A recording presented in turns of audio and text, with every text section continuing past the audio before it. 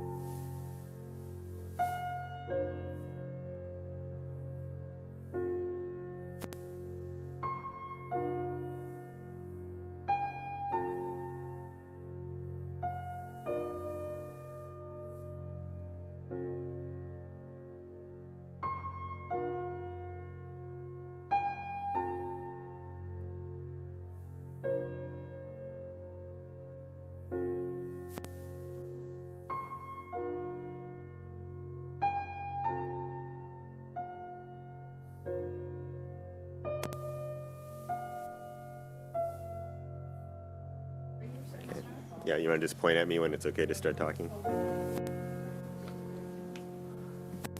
Recording in progress. Good evening and welcome to the February 6th, 2025, meeting of the Brookline School Committee.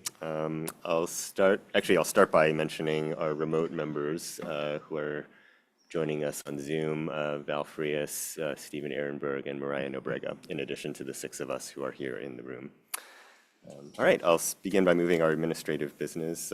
We just have the consent agenda, which consists of minutes from January 23rd and 30th, acceptance of grants, acceptance of gifts, and approval of a student trip by the BHS squash team to the high school nationals in Philadelphia, February 20th to 23rd.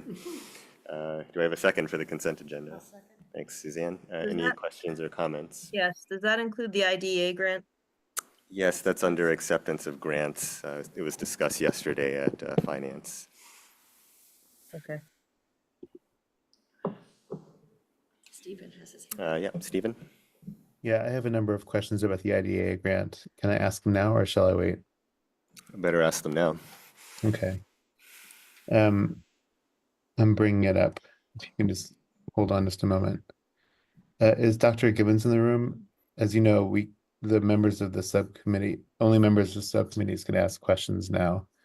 So those of us who are not on the subcommittee can't participate until the full school committee considers it. Dr. Gibbons is in the room, yes. May I ask questions, Dr. Gibbons? Yes, she's happy to answer questions. Thank you.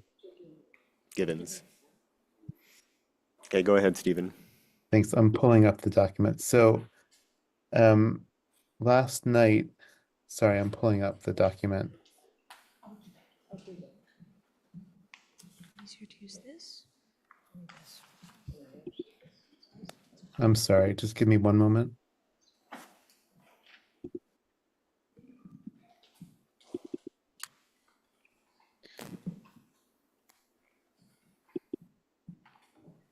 So, Dr. Gibbons, last night, you discussed the IDEA grant budget versus submission slide.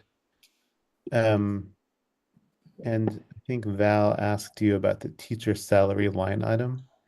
That's it has $1,056,000 in it that was budgeted, but the submission was 0. And you said you didn't know why there was 0 submitted. Is that correct? That's correct. Okay, so I want to ask you more about that. So it's my understanding that there have been several explanations offered for that. One was that those are the teacher lines that were in fact recurrent positions. And so the OSS said, and this was in a memo to the school committee, that they declined to put that back in the IDEA grant because it didn't belong in the IDEA grant, and that was a case that was made directly to you. Is that correct or not correct?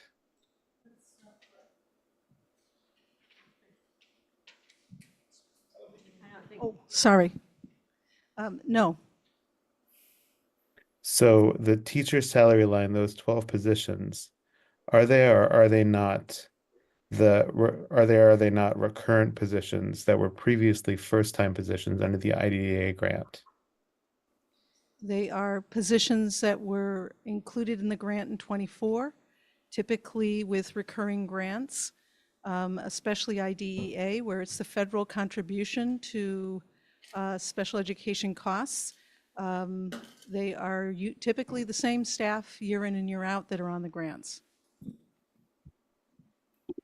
So you're saying that they were already recurrent salaries paid under IDEA and they were in the first place? Yes. Okay.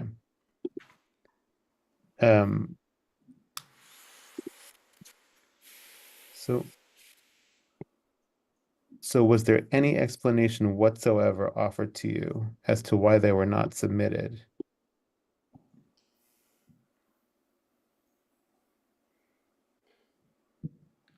The grant was submitted without my review in terms of the budget. Was there any conversation items. whatsoever with OAF about why there was no teacher submitted for $1 million under the IDEA? No. None whatsoever. Okay, thank you. Also, I also saw that the teacher at the Winthrop House is not going to be renewed. Is that correct? I have no idea. That was in this document. What, Stephen? There was a line in this document that stated that the Winthrop House, or perhaps it was another document, that Winthrop House, the teachers of the Winthrop House would not be renewed. Was that in this document or was that in another document from last night? I have no knowledge of that. Then I ask anyone in the Finance Committee subcommittee, do you recall I, that? this is Mariah. I don't recall that, so I'm not sure what you're referring to.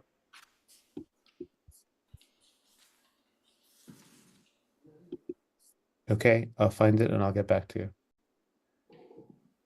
All right. Yep, I see Sarah's hand up. Thank you. There was something that we said last night that didn't end up being the case.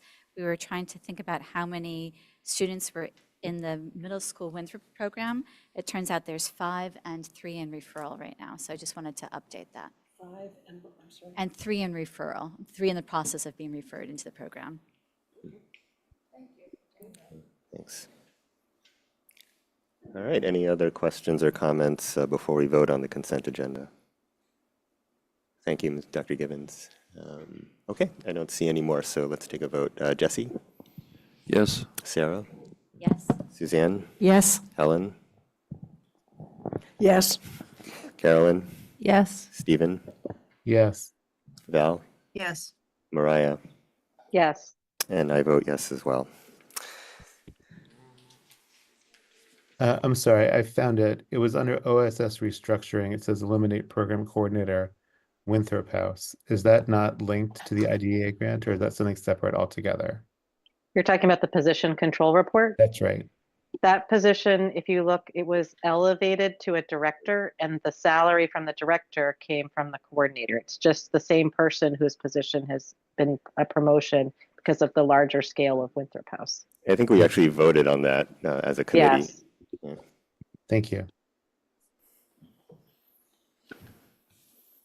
All right, we go now to the superintendent report, including the spotlight on excellence.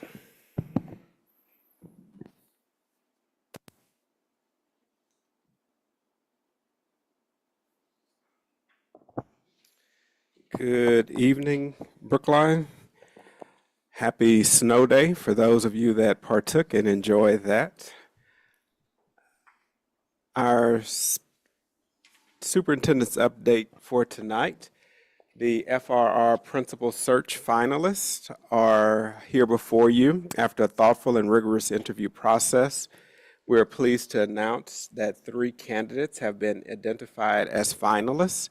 We have Danielle Betancourt, Candace Whitmore, and Sada Yoon. These candidates have strong credentials and an excellent experience that would make them successful leaders in the public schools of Brookline.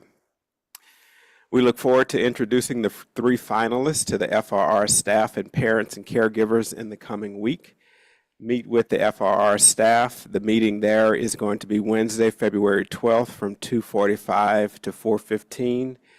And then later that evening, virtually, we're going to have a session with parents and caregivers for them to meet the finalists and give us their feedback from 6 p.m. to 7:30. For each of these meetings, we will distribute surveys so that feedback by staff and parents and caregivers can be utilized to guide the final decision or help inform that. I want to thank the entire FRR community for their involvement in this process. Faculty and parents and caregivers met with me in January to provide feedback on the leadership qualities they were looking for in the permanent leader. We had additional responses and feedback through an online survey. All of the feedback was synthesized into a leadership profile that guided the interview committee in their work in reviewing applications and interviewing candidates. I'm very grateful to the following members of the FRR and PSB community who volunteered their time to serve on the interview committee. For parents and caregivers, we had Sivan Shimony, Sarah Kostner, and Emily Jaffe. The faculty representatives were Amanda Donahue, David Lindner, and Jennifer Mathis. And the district leaders were BHS Head of School Anthony Meyer, K-12 Program Arts Director Kenny Kozel, and Deputy Superintendent Jody Fortuna. Joining me in the second round of interviews were members of the senior team, including Lisa O'Connell, Claire Galloway Jones, and Jody Fortuna. I'm grateful to them for sharing their time and expertise in this process. An update from the Office of Educational Equity. OEE's equity cycles continue at FRR, Lawrence, and Runkle. At this point, numerous staff members across the 3 schools, from administrators to teachers, paraprofessionals, and specialists, have been trained in multiple modules from PSB's bespoke equity curriculum designed by OEE. And I think Christy Hernandez has shared that with you all before. OEE would like to recognize the dedication of FRR, Lawrence, and Runkle's equity teams and the commitment for all staff and faculty participating in this pilot program. So I'd also like to take a moment. I didn't build a slide for it, but I'll share again for the search process for the Deputy Superintendent of Student Services. That position has been posted as of tomorrow, will be 30 days. And we are awaiting for that position to close and get the final determination of applicants. I think I looked just prior to the meeting and there were 13 applications in my folder. What I'm in the process of doing is building the initial screening committee. That committee will have a senior staff that will serve, a senior staff member will serve as the chair. We'll have a representative from Human Resources. We'll have a high school. I've reached out to CPAC for a high school CPAC parent as well as a K-8 elementary parent. I've reached out to the BEU for a high school teacher as well as a K-8 teacher. I will have an elementary principal, a high school administrator, a K-8 director of special education, the health services coordinator, and the senior director of OSS, as well as the out-of-district coordinator that will serve on that committee. So that's going to be a larger committee. My plan is, and I hope it's not thwarted by the today being off, but I'm looking to try to get this committee together next week to start reviewing the applications that are there. I met with the OSS senior team is what I'll call them, or the OSS team, I think last week, to get their input and give them the opportunity to determine who would sit in these various seats and roles. So some are going to participate in round 1, and then some will participate in the round that I sit on as well with me. And something else I was going to say, they asked for an opportunity to actually pre-review some of the applications confidentially, so we're going to set that up for that group to do that as well. Now, once we get to round 2, when I get to the point where I'm going to then pare that down before making a final recommendation up to school committee, what I think we'll do at that moment, when we have 2 or 3 that are identified as what I would potentially call semi-finalists before making a selection for finalists, would be the opportunity for us to set up a meeting with school committee members. And so I just need to think about how I'm going to do that process, probably in groups of 2 or 3, to allow committee members to meet and engage with the applicants. So that's the process for the permanent replacement. Helen? So the meeting with the school committee, that's before you've picked? Before I pick. Semifinalists, wouldn't be finalists. Right, because I'm supposed to just bring you one. Right. Yeah. But what I'm concerned about is that we don't lose candidates if it needs to be a public meeting. Because Well, no, it won't be, so it that's. won't be it won't because it's be. a semifinal. Right. Okay. That's, I just wanted Yeah. to confirm that. Yeah, Because that, in my experience at least, many times people who are happy where they are, but are looking for something else, may not continue because they don't want people to know. Right. Especially if they don't think they might be picked. for Yeah. sure. So that's the permanent process for, yes, Jesse? The 13 applications that you found, do those, like, how, are those all current? Are those just applications that happen to be collected over a year or two? What's So the I'll story say it with those? again, this position has been posted for 30 days. But So these, starting, January, like, January since it was 6th or posted, basically. January 7th. oh, okay, Yep. So these people So have we're hitting 30 applied days. within that time frame. perfect, thank you. Val, Thank you. What is the plan for interim, assuming that we don't have someone who can start in March? that's what I was getting ready to go to next. So at the at the last meeting, Jesse suggested an idea, and so I took that idea to the OSS team for them to consider whether they would like to divide up the role and handle it in the interim period until a permanent person comes, or if there's one of them that the group would support and endorse, that they could be supported by as well. So I'm waiting to hear back from them what their thoughts are there. But that would be our preference, is to try to handle that within internally while we go for the permanent search. So a question there then, to clarify, do they have a timeline? So the timeline ideally would be, Betsy, when did we just say our next meetings are? The 13th, not until March. No, okay, that's great. My question had to do with the OSS team getting back to you They about whether they might want to divide it up or support one of the They folks should be that are getting there. back to me with, if not by tomorrow, by Monday. Oh, okay, very soon then, within Soon. the next couple of days, because there'd be all that transition work to be done then, so that they know. Okay, thank you. Yep. Any other questions there? Yeah, just relating to that, if the OSS team gets back to you saying that there isn't one among them who feels comfortable, or if they don't feel comfortable splitting that role, is there a plan B? Yeah, so there's a plan B. There are a couple of other people that I may be able to reach out to, but I want to hear back from them first. So I should know by, like I said, by Monday. And, just to clarify, so by Monday, you're hoping to hear from the OSS team who you've charged with possibly potentially identifying a interim, and there are other people out in the district that you're thinking about? Is it? Possibly, yep. Oh, possibly, okay. Yep. Thanks. No. No, Yeah. that's what I thought you said. Just trying to understand. All right. So with that, I am now proud to go into our spotlight on excellence.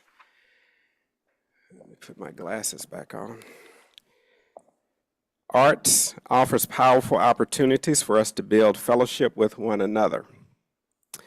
Whatever form art takes, whether it's written word, music, dance, or in the case of this exhibit, visual artwork, art provides a window into the experience and thinking of the artist, helping us see the world from their perspective. Art can be a mirror in which we see ourselves reflected in the feelings and moments the artist has expressed in their work. Although specific details of our experiences may differ, when we give our attention and curiosity to artwork, we connect with our shared experience of human being. The work in this art exhibit was created by students at BHS who work in drawing, painting, and photography classes. The subject matter of these works varies, and the student artists have provided titles and brief statements to guide viewers in connecting with the artwork. Although many years and much distance may separate the students of BHS from the residents of Goddard House, art can help bridge that distance with artistic windows into the experiences of others and resonate mirrors in which we see ourselves reflected. Thank you for your kind attention and for inviting us again to exhibit the Goddard House Art Gallery. We are joined this evening by Donna Sertanowitz, our Visual Arts Curriculum Coordinator, Meredith Griffin, Goddard House art therapist and gallery coordinator, Liz Brennan and Lori Lynn, BHS art teachers. We also have 3 of our BHS art students with her, Maria Udalovia, I hope I said that close to right, Ellie Churchill, and Connor Roche, who will speak about how this project has impacted them. Without further ado, I'll turn it over to Ms. Sartanowitz. Hi, everyone. Thank you so much for having us. And thank you, Dr. Guillory, for giving this project the spotlight on excellence.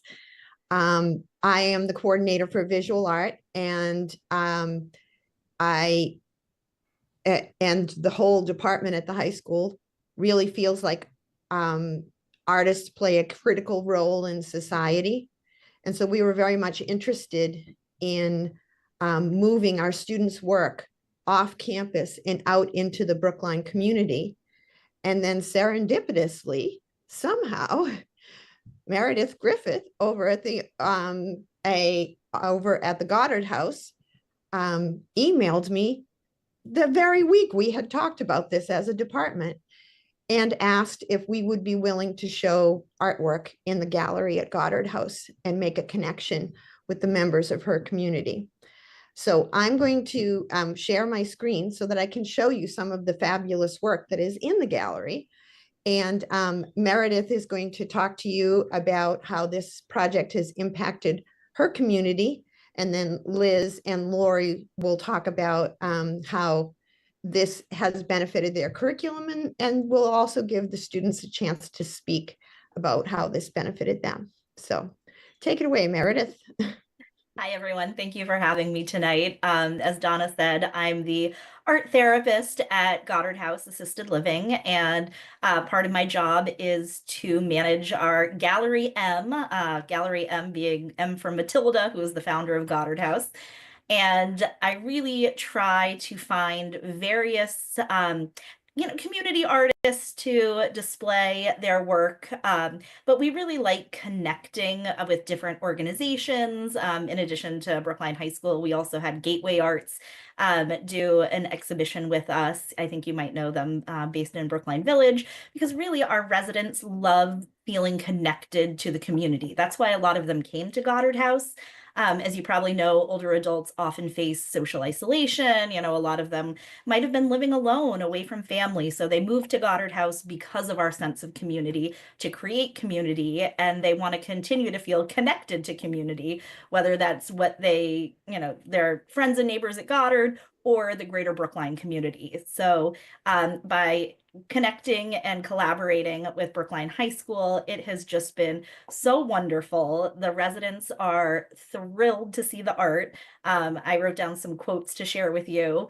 Somebody stopped me and said, this is my favorite exhibition we do all year. I look forward to it. Nobody can believe that this is art created by high school students. I usually get, oh, is this college? Is this a local artist? And I say, no, it's Brookline High School.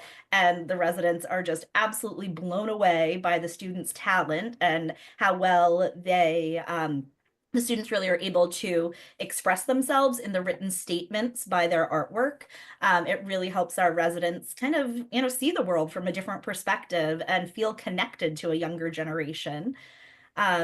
I love seeing what young people are up to. Reading the descriptions of the art helps me to understand their perspectives, and it makes the art come to life, is what one resident said. And ever since this exhibit has gone up, I've really just kept getting the question, when are the students coming? When are the students coming? When are the students coming? I really want to talk to them.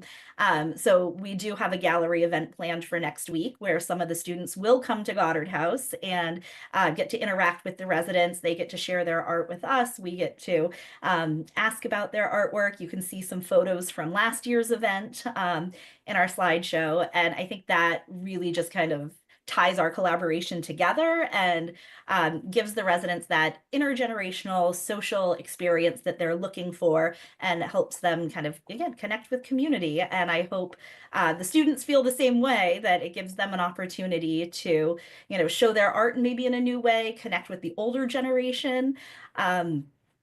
And we really just love having you. As much as I'm talking about the residents, it's also our associates, our staff members are so excited to see the work that the students have done, and all of our visitors, family members, they always have something to say. The artwork is right along the first floor hallway, so you can't miss it. And when the students' artwork is there, you can just feel the energy in the community from the art. So really, thank you so much. This has been a great collaboration, and I hope we continue it for years to come.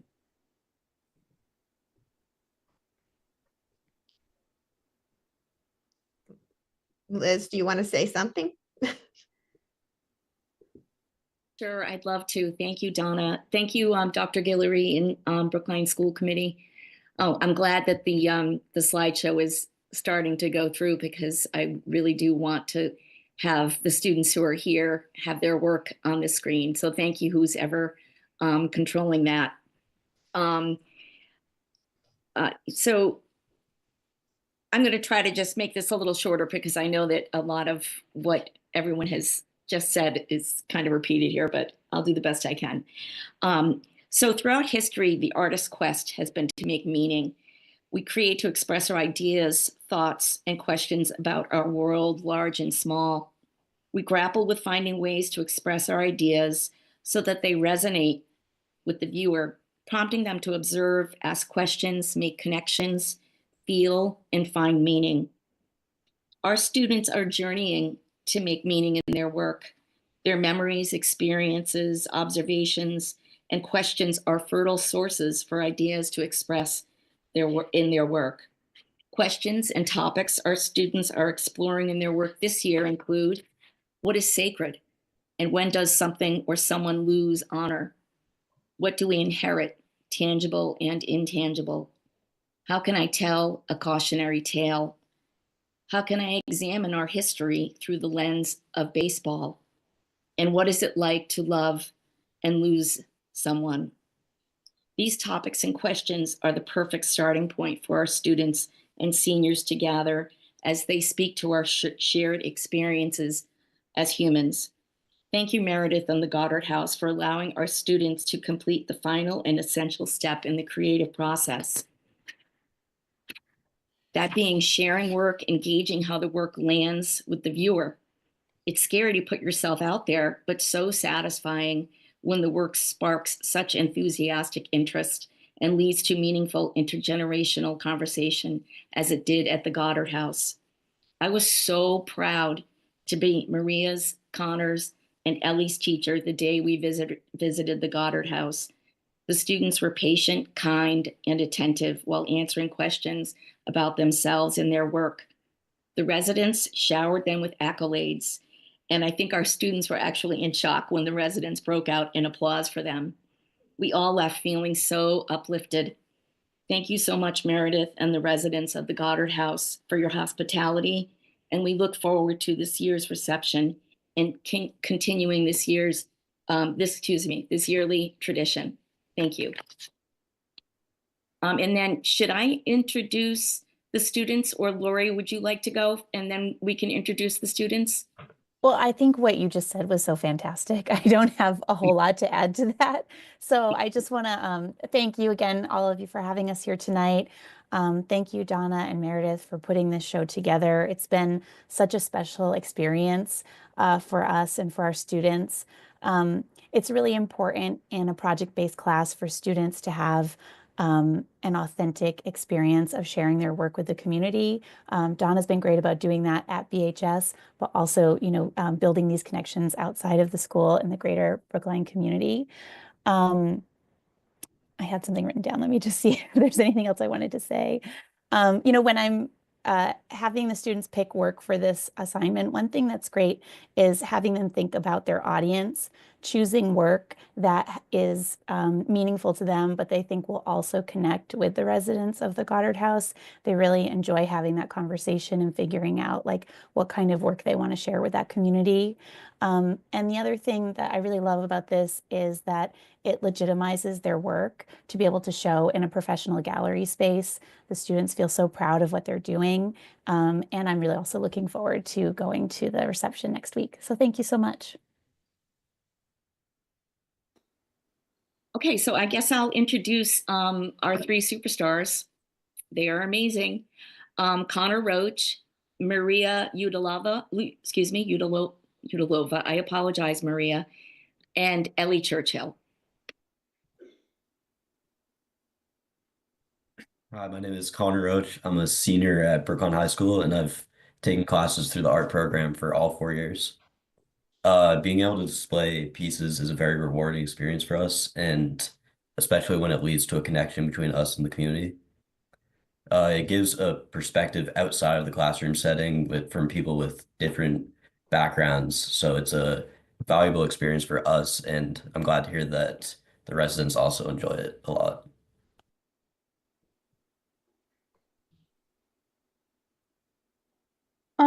This experience was one of the first times that I got to have my work up in a real gallery that wasn't just at school. And I think that was the same for a bunch of my peers.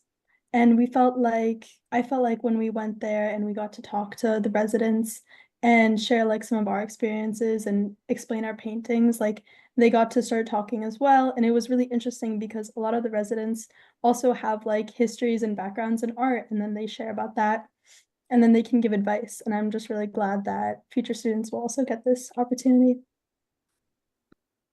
Yeah, I think this is definitely echoing what Connor and Eleanor said, but it was the first time that my work was put up outside of a school setting. So that was a really interesting and rewarding feeling. And I also think that because as artists, we spend so long working on our pieces that when we do exhibit them and we get feedback from the people that are seeing them, for me personally, I got to see so many more meanings and themes emerging in my own art that I just hadn't thought of before. So that was a really interesting part of the process. And then I also think that because we are in a classroom with the same age group, we're having sort of the same experiences, going to a place where the residents of the Goddard House are much older than us. They have much more lived experience than us. It was really interesting to get their insights into our pieces as people that have been alive for longer. So that was really incredible to get their perspective. Okay, so thank you so much for your attention and for this award, I guess. Does anybody have any questions? Yes, Mariah? Oh, Thank okay. you. Oh, sorry, I got called on. Is that okay? Go ahead, Mariah, and then Helen. I don't know. Oh. I saw her hand. No, that's okay.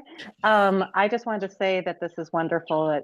I love hearing from everyone, and particularly from you three students, how much you've gotten out of this. And the art itself is beautiful as well. And I wonder, Donna, would you be willing to share the slides with us too, so we could get a closer look at some of the pieces that are hanging up?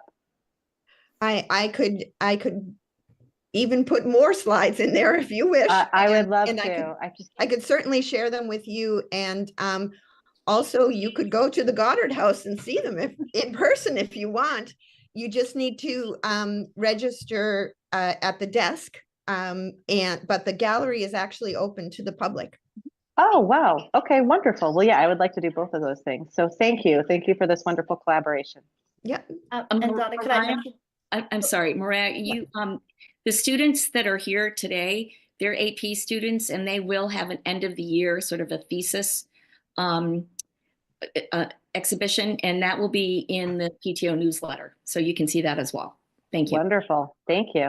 And if I could mention one more thing, the artwork is currently on the Goddard House website. So if you go to the Goddard House website, there's a section for Gallery M. You click on current exhibits and it shows the student artwork right now. Thank you. Helen? Well, first of all, thank you, all of you, the teachers, students, Goddard House. This is amazing. It's really a wonderful collaboration between a community and the high school. And we like to see that. I think it's really important. I think people, enjoy it, and it's just wonderful. One of the things that this made me think about is we used to have exhibitions here in the school committee room of art. And we haven't in a long time. And I know it's work, and I think that may be part of it, that people don't have the time, the teachers don't have the time to bring the work in. But if it were possible, I think it'd be great to have it either here or on the first floor, where even more people go through there and can observe people's work. So thank you, and thank you all for the hard work you do. Thank you so much. Amazing pictures, amazing paintings. Jesse? I just want to add that the last 10 minutes have been a beautiful and peaceful break from chaos, that surrounds all of us, really, in all different ways. So thank you very much. Beautiful. You're welcome. Yeah, you can't see us very well in this room, but we're all sitting here just blown away by the slideshow. So, yeah, thank you. Thank you so much. We really appreciate it. And you can also find us on at BHS Art Space on Instagram, where we have a digital gallery. There are many ways to find us. Well, thank you all very much again. I'll read the content, Donna, of your certificate. The PSB Spotlight on Excellence is presented to the BHS Visual Arts Department in collaboration with the Goddard House for your outstanding partnership in working and displaying your artistic talents. So Kathleen will be getting that drafted up and sent over to you. And congratulations again, and students, job well done.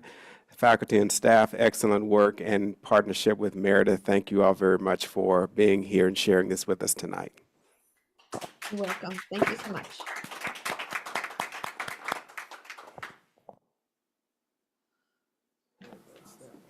All right. Thank you, Dr. Guillory, and thanks all of the recipients of the Spotlight on Excellence Award. That was great. Okay, we move on to presentations and discussions of current issues. Tonight is all about the budget. We have first the fiscal 25 second quarter budget report.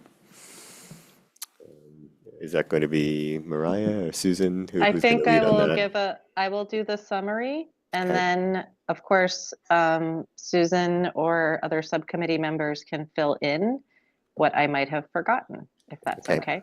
Yep, so it's basically a report out from Finance Subcommittee. Correct, yes. Okay. We reviewed the Q2 report yesterday at Finance. Betsy, do you mind pulling it up on the screen? Is that okay? We're pulling it up right now, Mariah. Thank you. Okay, thanks. I'll just wait a moment till it's up, and then that way. Thank you. Can you make it a little bigger? Thanks. So the Q2 report, one thing that I just want to highlight, which is great, is that it's presented by Cost Center in keeping with the budget, which is very helpful.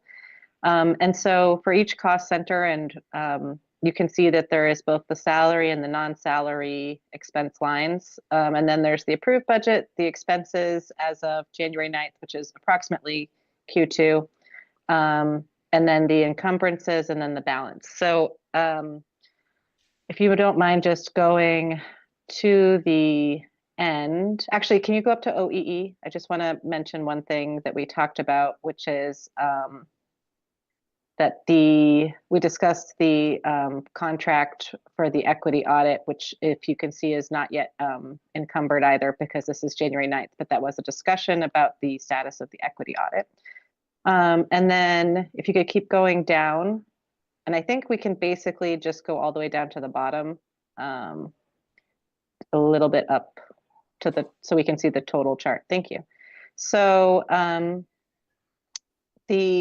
although in each of the subunits, the 15 subunits, there was not a salary encumbrance line, there is in the all unit. It's just not broken out across the different units above. But what that shows us is, based on the expenses so far, plus the projected salary through the end of the year, there is expected to be a $966,000. Sorry, this is an overage, right, Susan? Yes. Yes, thank you. And then there'll be more on this below. And then conversely, expenses it appears to be projected to be about $2 million underspent. However, scroll down a little bit, Betsy, if you don't mind. With the the 966,000 above, there is, because of the IDEA, another 1.2 million that you see in grant adjustments. So actually our salary deficit is right around 2.2 million. Now, sorry, there's a cat biting me. Okay, sorry. So if you compare that 2.2 million, if you scroll back up a little bit, Betsy, the salary deficit compared to the 2.1 million in expense, it would be wonderful if those two more or less netted out. However, we heard at finance that the different budget managers have been asked to include everything that has not been encumbered yet, so that 2.1 million may be whittled down yet. And Diane in particular is still working on getting all of that information together. But at our next meeting in a couple of weeks, I believe, we should get a better sense of how far we are in deficit for the year. So again, it's the $2.2 million in salary compared to some amount less than $2.1 million in expense. And they're still figuring out what that's going to look like, so that expense could then be reallocated towards salary. Did I miss anything, Susan, or other finance subcommittee members?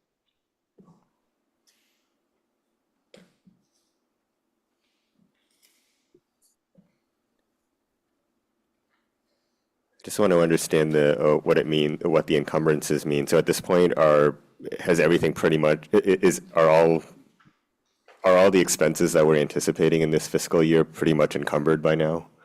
No. Okay. No, that was what they were doing. So that 2.1 will get whittled down as the rest of the encumbrances, the final encumbrances. They have like one last bite at the apple, basically. Okay. So we will know more soon. All right. I guess I won't speculate on whether the picture is likely to be worse or better when we wait. We very much we were asking those kinds of questions, and Diane was not prepared to speculate on that. Okay. Got it. Thank you. Yep. Val, I see Val's hand up. Thank you. I guess I have the same or similar question to what I had yesterday, and I can't quite figure it out looking at the documents. It seems like there's a $1.2 million salary gap that is attributed to the IDEA grant, but I don't quite understand that, because there is a certain amount recommended from the IDEA grant to be covered for salary. And then the salary from that was just over $1 million. So I thought that gap was about 700,000. And so I'm unclear on where that extra salary comes from. And then overall, I'm unclear on this because some of well, let's stop there for now on the salary. I'm unclear on how all of that is attributable to a grant allocation. Susan, are you going to answer that?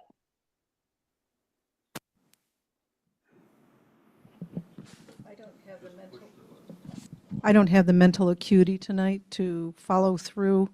So I'll get back to you. At the upcoming meeting, I'll take your questions and make sure that I'm able to explain it at a time when I'm a little not, I'm better able to answer it. Okay, thanks. Can I ask a different version of that question that may be broader? Maybe there's a more conceptual answer. Why would there be a salary deficit at this point right now? Are you asking about the 966? I'm asking about the 2.2 million. Well, the 966 is principally $750,000 in stipends that were not properly funded in the budget. If you recall, we talked about this last year. We might not, I don't remember. Can you refresh my memory on that? Yeah, so last year stipend funding requests started coming in, and there was it was clear that the stipend number that had been held did not necessarily correlate with the number of stipends that actually, the total amount of the dollar amount of the stipends that were out there. And so, And stipends are bundled into salary expenses? yes, because they are paid as, right, as like Okay. extra comp, or I don't know if Okay. that's the exact word, but that idea. Okay, thanks, Um, Mariah. And that's part of the salary expense line, that's So 960. that's right. So 750,000 of that was the difference between what was actually allocated for stipends and the correct amount for stipends.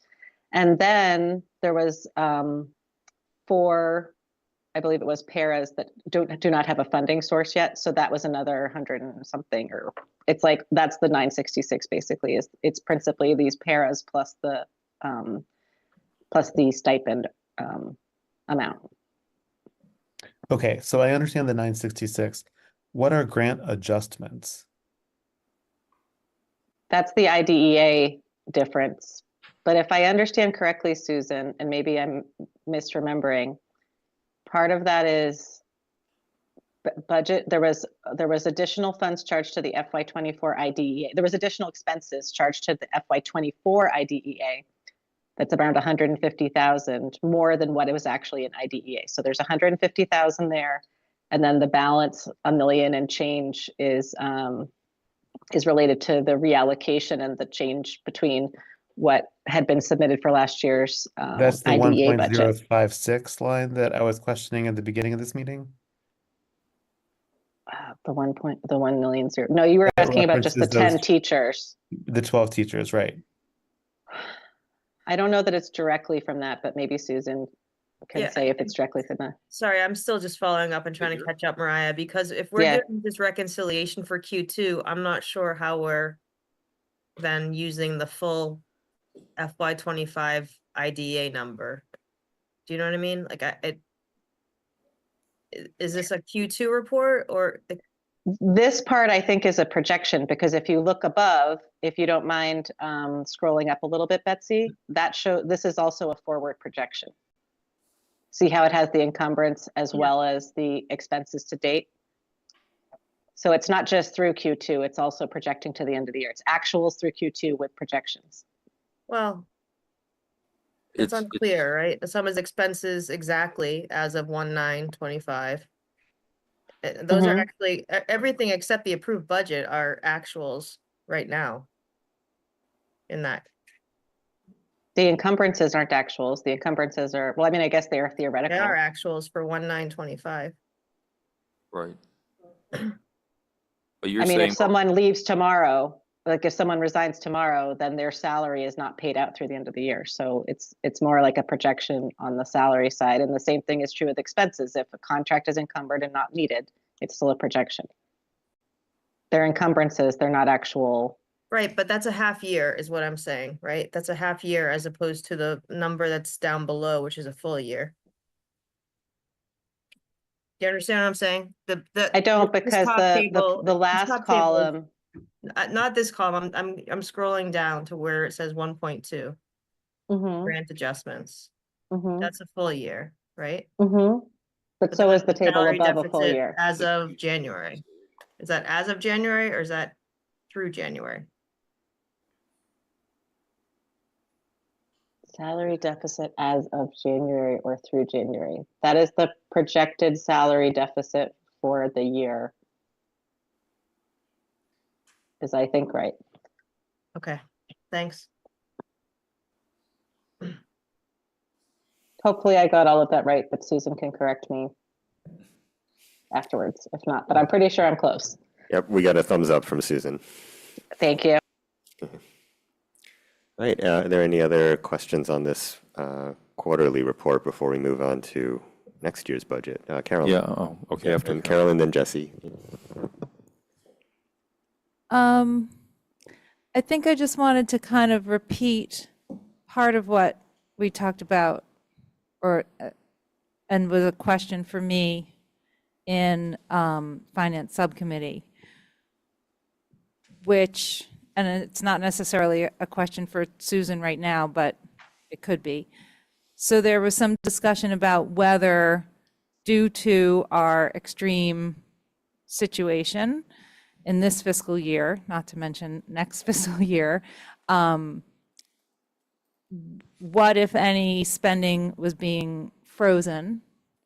I made the personal statement that I would hope that any freezes are not going to obviously touch mandated services, and that whatever kinds of measures we need to take at this point, and whatever choices and priorities we make at this point, that we're prioritizing student-facing classroom teaching. So it's hard for me to put my finger on what I'm talking about, because I don't know all of what gets spent, say, like through central office, PD. Obviously, some PD is essential. We want to be rolling out our literacy curriculum. I don't know how that works, but I do know that we have a really big problem here. So I just wanted to kind of state that. And I think, I guess I would just make a plug for as much transparency with us and with the public as possible as we address these things. We did, as I think someone mentioned before, just as an example, in the Office of Educational Equity, that there is actually a $103,000 contract that's about to be signed or potentially to be signed. And without questions yesterday, we wouldn't have known that. And that was budgeted for $60,000. So I'm using that as an example because it's a tangible and we know of it. So I just hope we have transparency on encumbrances and choices, and as we work our way hopefully out of this. Jesse, then Stephen, and then let's move on to FY26. Right, so one question, maybe I just missed it at the Finance Committee meeting yesterday, or maybe in the explanation again. Why is it that in the IDEA grant, the only line item without a submission is salary? Why was it zeroed out? Has that been answered already? Well, then that's question number one. Sure. Yeah, there. It's the first row.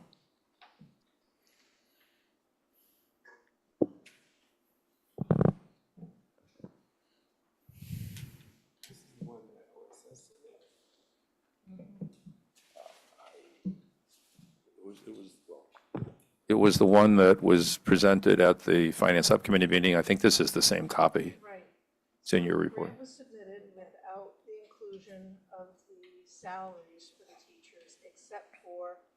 We can't hear you very well online. Oh, sorry. Sorry. Yeah, you have to push that button on the black box, it'll go I green. think. Yeah, I okay, know. all right.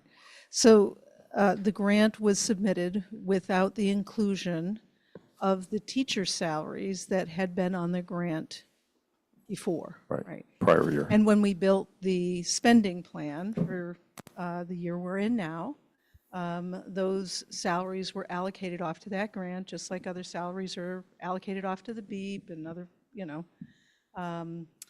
when the grant was written without that body of teachers included in it. That's why it's zero. That's what I can share about. And in prior years, it was submitted with salaries? Yes. Typically, it is with salaries. It's the largest part of your expenses. Right. Yeah. Does it come out of OSS? The IDEA grant request, it's for individuals with It's the disabilities. federal, government's contribution Right. to special education costs. So the application and the requests are coming from OSS. Is that, am I Well, missing it? usually, Or- different budget managers Right. usually take responsibility for submitting information on the grants.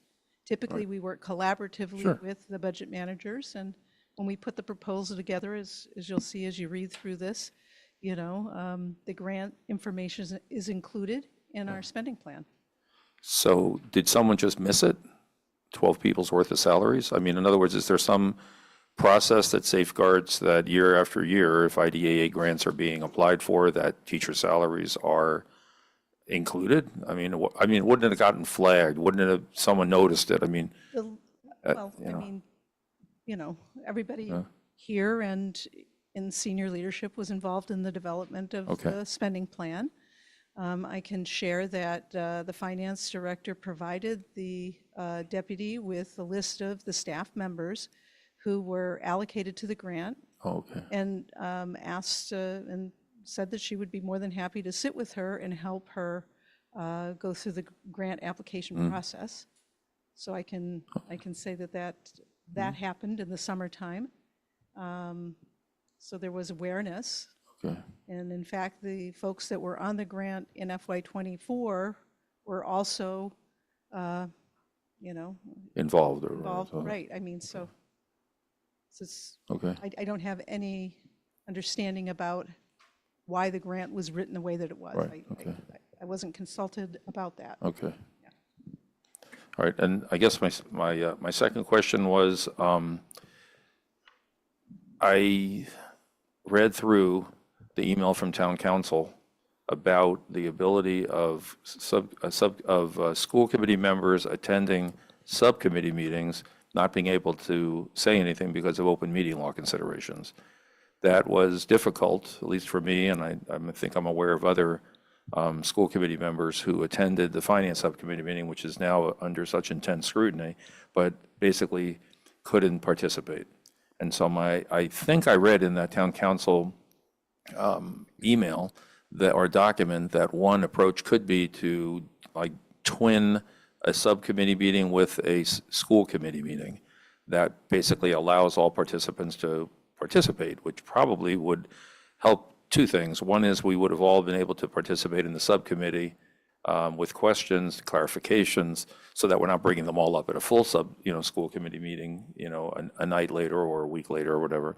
So I'm wondering, why wouldn't we move with all, alacrity to potentially adopt some plan like town council suggested so that we can continue to do sort of the thing we were doing before, which is, like I'm on curriculum with Suzanne, but if we have another subcommittee member that, a non-subcommittee member, but somebody else from school committee that wants to participate, it's open, like, give us your suggestions, ask your questions and things like that.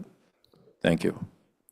Jesse, Andy, can I respond to that real quick? Go ahead, Mariah, yeah. Yeah, just, I was grateful to Betsy that she came up with a plan because I hadn't gotten caught up on my emails to make a plan. But with that said, there was definitely some tweaks that I would probably make to the plan, and I will share those with you, Betsy. But yes, I think you're right, Jesse, especially for budget season and finance. Certainly, we'd probably need to jointly notice the meetings to make it as effective as it needs to be. I think all 9 of us were at the finance subcommittee meeting yesterday, and 5 of us had to, sit there with our mouths shut. So. Well, but I think that's the case now. I mean, I think once we have this guidance, it's not just finance, right? It's any committee. So Jesse, curriculum will be the same way if there are 5 people, and policy will be the same way if there's a quorum of the school committee. That's fine. No, I'm just saying it's not specific. It wasn't specific Right. to the finance. I only mentioned finance, Val, because it's under such intense scrutiny right now, and the joint wisdom of the whole committee can't be underestimated. Agree. Suzanne? Yeah, I just want to say that this is probably, it's a little more complicated than it sounds, and it may actually be a conversation that we need to have as a separate conversation. If it's a joint note posting, then I believe we have to be sure we have a quorum of school committee members. And in this case, we have, but maybe in other cases, we wouldn't. So we don't necessarily want to assume that every subcommittee meeting is also a school committee meeting. For finance during budget season, it's never a problem. Yeah, that's what I meant, finances. So anyway, that's just, it's kind of a bigger conversation because we've just gotten new information from town council. So at some point, we need to have that. Right. Well, I was just going to say, they wouldn't be joint meetings. We would post them as 2 meetings. And if it turned out, I think it Right. might have been in the memo, that it wouldn't be joint meetings, there would be 2 separate meetings. And if it turned out we didn't have a quorum of school committee at that meeting, the subcommittee chair would just say, Right. this is just a finance subcommittee meeting. If not, though, we would just, if it were a school committee meeting because we had a quorum, we would just need to designate someone as the chair if, for instance, Andy weren't there. I don't think that's an issue either. It'll be a lot of postings. There'll just be a lot of calendar entries. They would be 2 separate meetings, so it can be done, but it's. Well, I think in respect So to there's no Betsy- actual risk. Huh? So to Suzanne's point, there's no real risk. Well, I think the one thing we should all be aware of, it's a lot more work for Betsy. And I think we should be, at least if we know we're going to the meetings, we could tell her ahead of time and not have to, for her to post both if she knows that it's not going to be a quorum of the school committee. That would be my suggestion. I would think it should be a somewhat unusual circumstance where we sort of notice it as both types of meeting. Well, 5 and 4 make a difference sometimes. Right. So, yes, we were all there, but at other meetings, sometimes there's a 5th person. That person may not want to talk, so it may not be necessary. They just want to listen and learn. The other it's just a- situation that keeps coming up is sometimes policy is joined by another member who has a special interest in a topic and may in fact have drafted the policy that's under discussion. So they should policy in the obviously also be past- able to speak. We used to have as a committee of the whole, and anybody who came could speak, if I remember correctly, Betsy? At one point, when Robin was here, sorry, we had it as a committee of the whole, so anybody who came, and so there wasn't, but how did we do for a quorum? Well,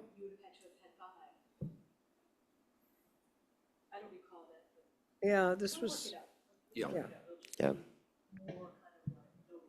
Yeah, to be continued, but yes, the situation yesterday and today is absurd. This can't go on. Stephen, you've had your hand up for a long time, and then let's move on to fiscal 26. Thank you. So there's 2 things that I still don't understand. One, first of all, Mariah, thank you for explaining the stipends in relation to the salaries. That cleared up what was previously the 3rd thing I didn't understand. The first thing I don't understand still is the grant adjustment line in the document that we were just looking at. I don't understand what that means. Perhaps it's linked to the other thing that I don't understand, which is I understand that there's confusion about the salary line. Susan, thank you for your explanation about the process that was or was not followed that resulted in the 0 in the submission. I also understand from what Dr. O'Connell said that there's another explanation that the school committee received. I don't want to try to litigate that. All I want to say is my second confusion is my understanding is that the IDEA grant was for a certain amount, and what we received the same amount of money, pretty close to it, no matter what. So whether or not that million was submitted, we received an amount that shouldn't make a difference whether or not that amount was submitted, right? Whether or not that amount was requested, we received an amount as if it had been requested, more or less. Is that correct? In other words, if we had put in that submission for the additional 1.056 million in teacher salaries, we would have received around the same IDEA grant either way. Is that correct? Do I have that correct? I'm getting a nod from Val. Is that correct, Dr. Givens or Mariah? Yes, so Stephen, let me see that, Sarah. The IDEA amount submission, that total doesn't change. It's Right. how when the grant writer submits, they put amounts in various lines. Right. So And my any- question then is, why does it matter whether that was submitted in that line or not? Isn't that money somewhere? Why would it affect the bottom line whether or not that money was submitted as teacher salaries? Can't we just find out where that money is? Is that what's meant by grant adjustment? or am I conflating two separate issues? In either case, those are the two things I'm still confused about. What does grant adjustment mean? And why would it matter in the end whether or not we submitted for the teacher salaries in the IDEA grant, given that we received the same amount anyway? Susan, are you answering that or do you want me to? Either way, if you'd like. Mariah, if it's all right with you, I'd prefer Dr. Givens to answer. That's fine. Yeah, if she can, that's great. Yeah. The grant as it was written, the expenses that were written into the grant were not expenses that were part of the FY25 spending plan. So it's not a matter of this was in the spending plan, and what we're going to do is instead of having this bucket of things in there, we're going to put this bucket of things. That's not the way the grant was written. If it was written like that, then we wouldn't be in the predicament we're in. But in fact, the grant included new things that were never contemplated before the grant was written. So, in other words, 3 new teachers were added to the grant. 3 paraprofessionals were added to the grant. Those were not things that were in the original spending plan. So if we're going to spend money on things that were never part of the conversation, then it pushes the expenses that were part of the conversation out. And then we have to come up with another funding source. So that is the reason why we have the situation that we have. So if we had put the 12 teachers in there and they were funded on the IDEA grant, we would have been vastly overspent on the IDEA grant. Is that a fair conclusion from what you're saying? Because No. there were other things in there too? No, we wouldn't. If it was written according to the spending plan, then we wouldn't be in the situation we're in now. Then I definitely don't understand what you're saying. You're saying that there were other things in there that we were using the IDEA grant for. I'm saying that the grant was written for things that were new, Like what? like 3 teachers, 3 paraprofessionals. There were contracts that were brand new contracts we hadn't had in previous years. Not all of them, some of them. And so those new expenses need to have a funding source. And so if you had allocated out $1 million in salary expenses that are real, we're paying people that were part of the grant, and then you decide that you're going to write the grant for something entirely different, that after the budget has been approved, then either we have to lay off those teachers or we have to find another funding source for them. So those examples you just mentioned, and I'm sorry if I'm slow to understand that, those teachers, those contracts, those were after the fact expenses that we ended up spending the IDEA money on, so that if we were then to pay those original 12 teachers, we couldn't have afforded them under the IDEA grant? You can't afford both of them. You can't afford. I understand that. I'm Okay. asking you, where did those expenses that you're referring to come from? Stephen, can I try and help here? No, I'd like an answer. Well, I'm just going to give you an Thank answer. you. Thank you, Even Helen. I think what Helen, I think she's just going to point to at least an interpretation of the table that we have in front of us. I don't know if it truly answers your question, but literally anything that's a 0 under budget was not planned. And then if it's has an amount under submission, then that's, I think Susan used the word new. Yeah, I mean, but I in the don't, submission, what's in the grant application? that's my understanding. So if I look at the first part that discusses both MTRS and non-MTRS salaries, they're not zeroed out. There's $1 million there. Dr. Givens is saying you can't afford both those 12 teachers and this extra set of things, these 3 teachers, these contracts, and so on. I'm saying these other things, are these after the fact identified expenses that we've came up with, where did they come from as IDEA expenditures? Helen, do you have an answer for that? Is that what you want to answer? Yes, because the budget originally was 2,699,000 with zeros in those, where you see the zeros in the, Teacher spreadsheet. salaries. Huh? Yeah, no, not just, no, there's no zero in teacher. The budget included the 12 teacher salaries. It included Winthrop House. But it did not include the 3 new teachers, did not include the paraprofessionals. If you look on that same spreadsheet, it's a zero. If you look at out-of-district tuition, there's a zero. If you look at supplies, there's a zero, and other expenses is a zero. What happened was when they submitted the grant, our budget had it this way. When I assume it was the Office for Student Services that submitted the grant because it's under them, they put a different accounting of how they were going to use the money, and there was 300,000 less. Then the recommended, I don't know what that is actually. There's multiple things going on, and I think that's why it can be confusing. Right. So one of the Something things. changed again in the recommended. Right. The submission, between the submission and the recommended, it all comes out to the same number on the bottom line, but. Right. So there's a number of things happening, right? So when you approved the budget, you had made a decision to include, for example, the Winthrop House.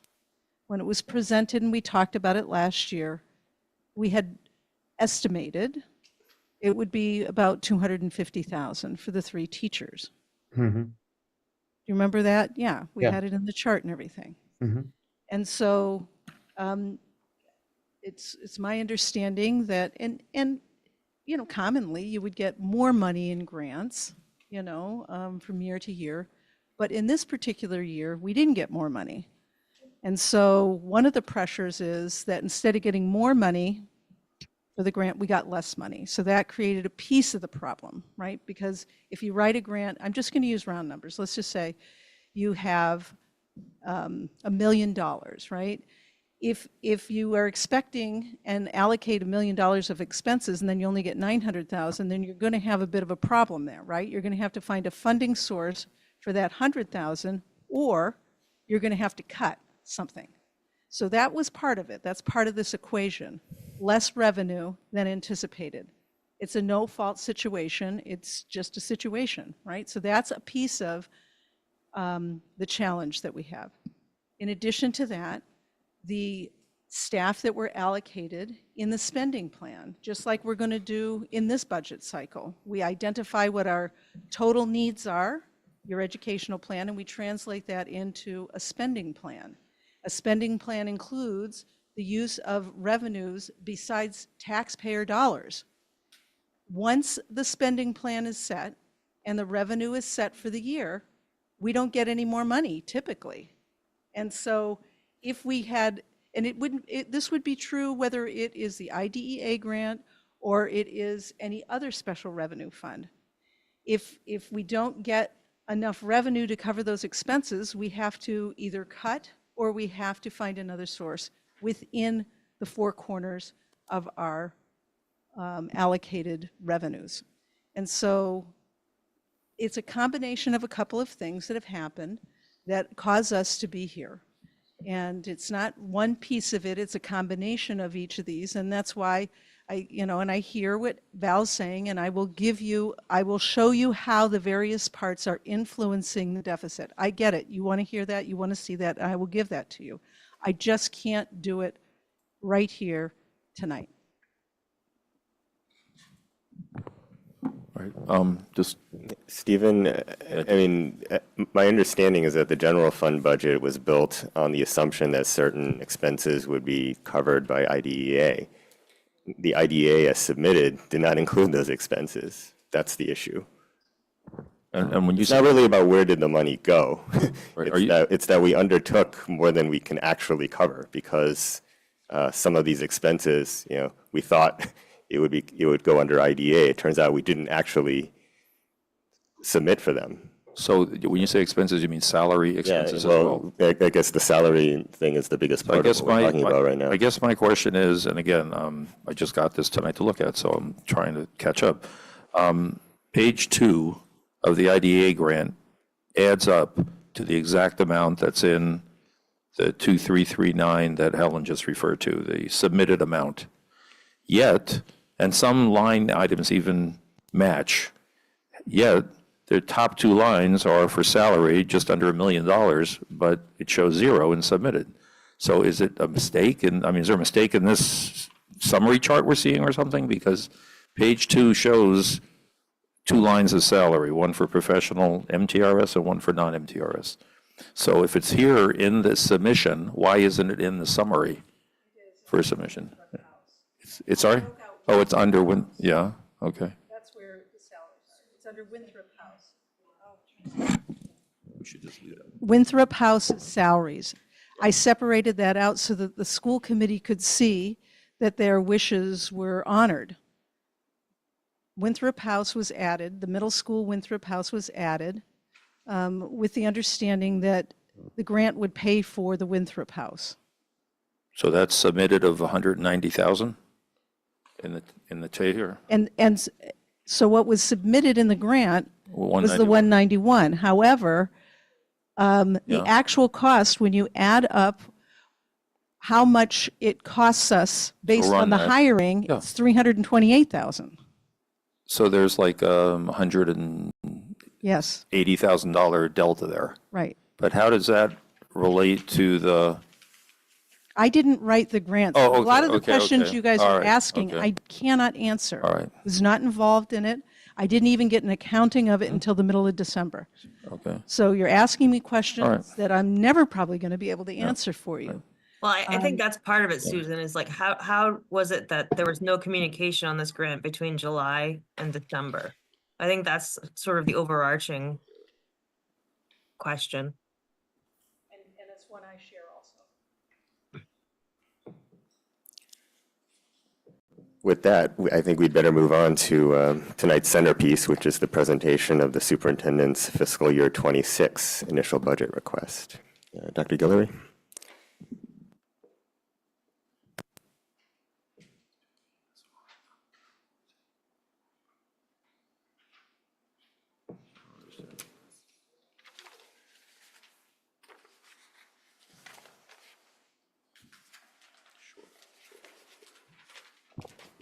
All right, we are back again to walk through our initial budget, FY26 budget. Thank you to the leadership team, principals, budget managers, all who were involved in preparing the budget as well as submitting the various narratives and requests as such. What I'm going to do is read an abbreviated version of my executive summary to the budget. Greetings, Brookline. As we plan for the upcoming fiscal year, I want to provide an honest and transparent assessment of our district's financial outlook. Our Brookline education remains strong despite our financial challenges, which is a testament to our faculty, staff, and administrators and the commitment of our families. We remain steadfast in our commitment to providing a high-quality education for every student, and we must also work through the financial constraints that will shape our decisions in the months ahead. The and I'm jumping down, the FY26 allocation is currently $141,760,032. which represents an approximate 3.59% increase over our FY25 allocation of $136,847,618.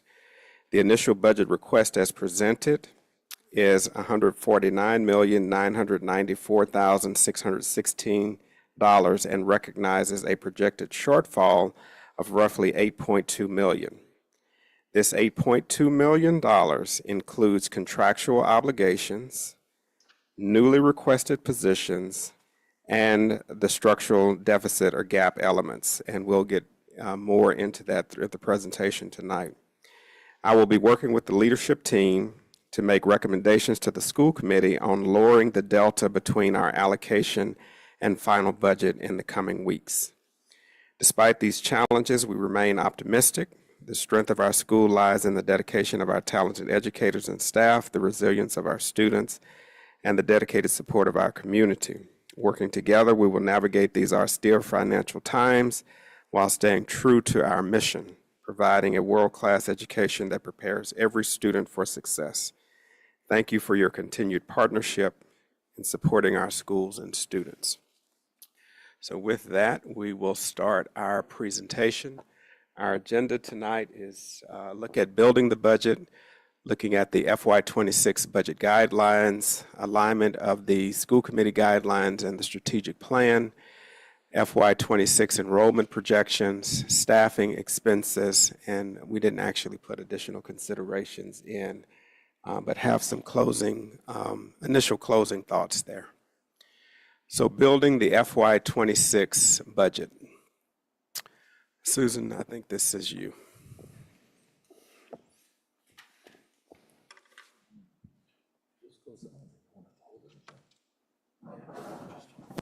Okay, thank you. All right, Susan, would you like to come and have a seat at the table? Is that easier for you?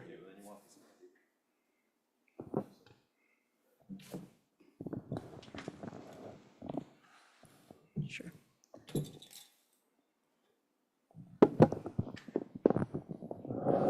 How's that? Can you hear me? Okay. All right. So the budget has been in a process of evolving to comport with DESE and standards and the Department of Revenue accounting code classifications. We have been moving towards kind of industry budget standards for presentation. And so some of those standards include that the budget is designed using a pyramid approach, which means that you start with an executive summary of information, and then as you go deeper into the document, you get more and more detail. So what you'll see is the first maybe 10 pages or so is that executive summary, and it'll give you high-level information about enrollment and staffing, as well as financial data. Included in the presentation is written narratives and tables and graphs. All of those are part of the standards for school budgeting. In addition to that, we have been working towards modifying our accounting code system on the backside to be able to align with this. And so you'll remember last year we went through the budget process. There was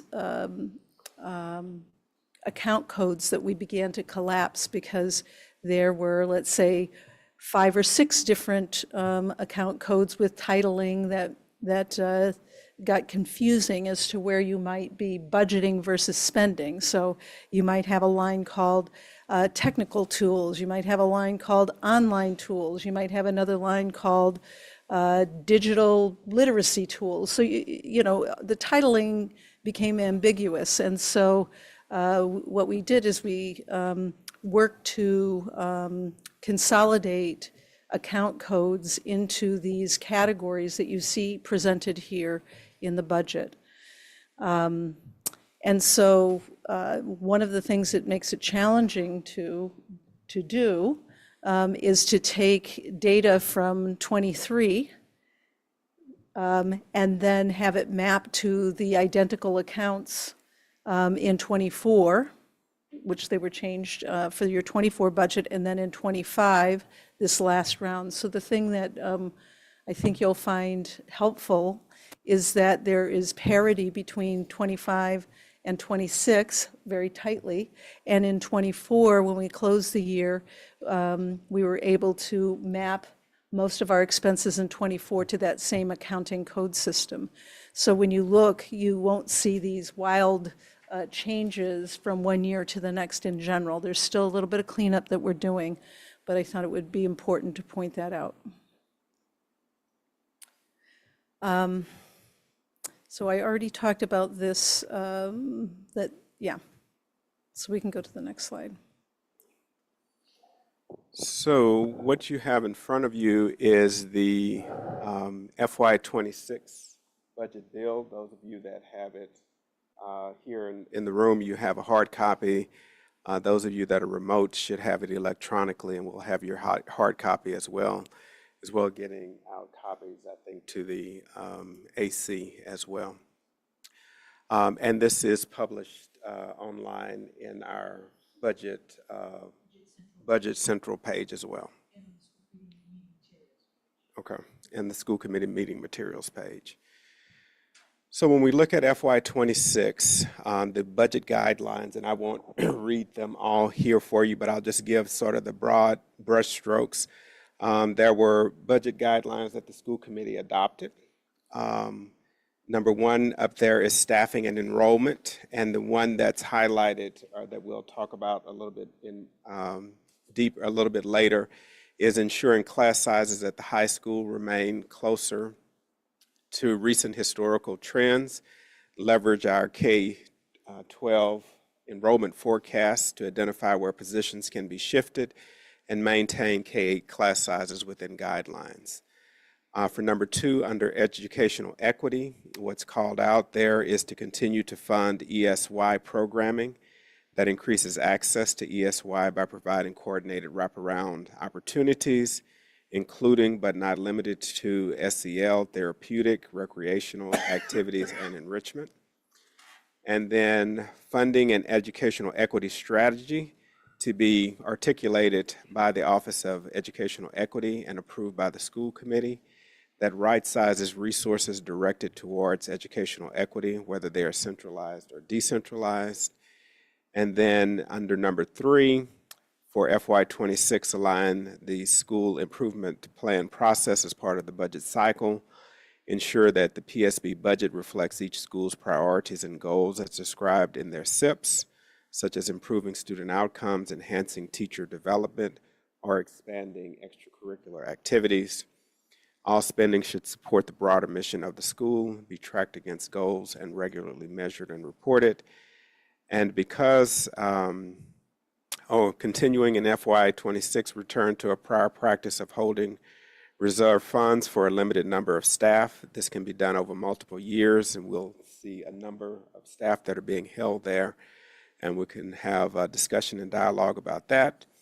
And by FY26, because of the importance of the strategic plan in driving all decisions, developing dashboards that allow stakeholders to track the plan's progress.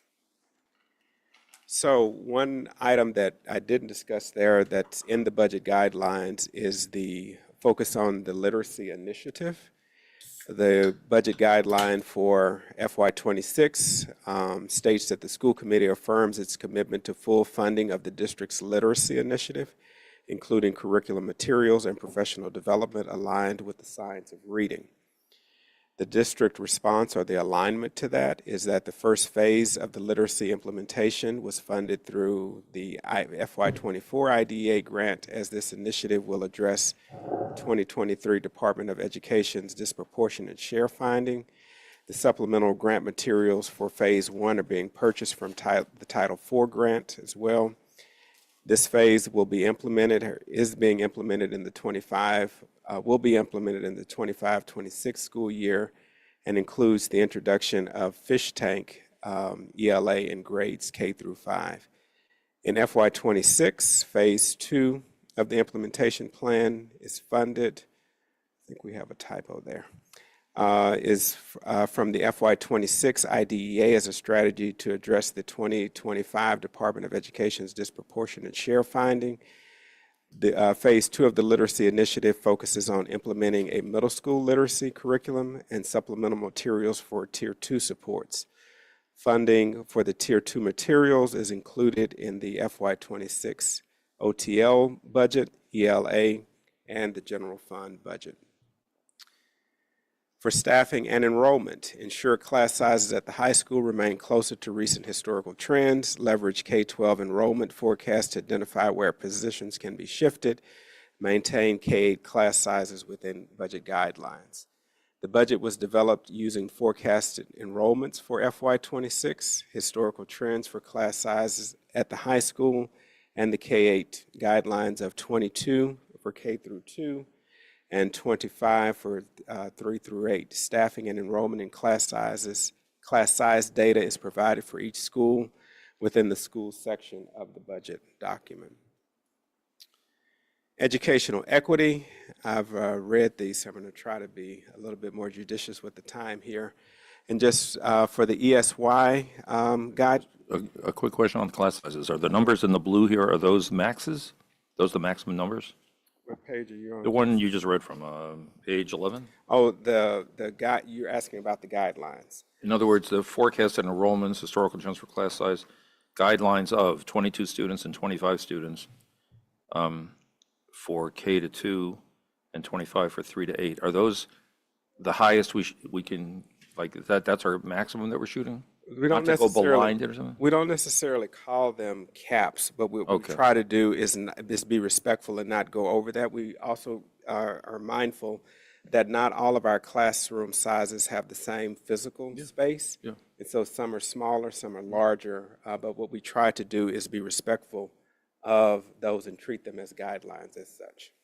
And so if for some reason we're going over that, then that tends to be, again, another one of these budget hits where, you know, for example, if we're in a 4th grade classroom and we need to go up to, let's say, 27, then we would look to try to provide an additional resource to that teacher, like an additional paraprofessional, some form of support as such. Even if there was enough room in the classroom for 27? Like if it's a 30-desk classroom, but when you get to a certain number, you'd be thinking about another staff person? Just trying to potentially. be, yeah. Okay.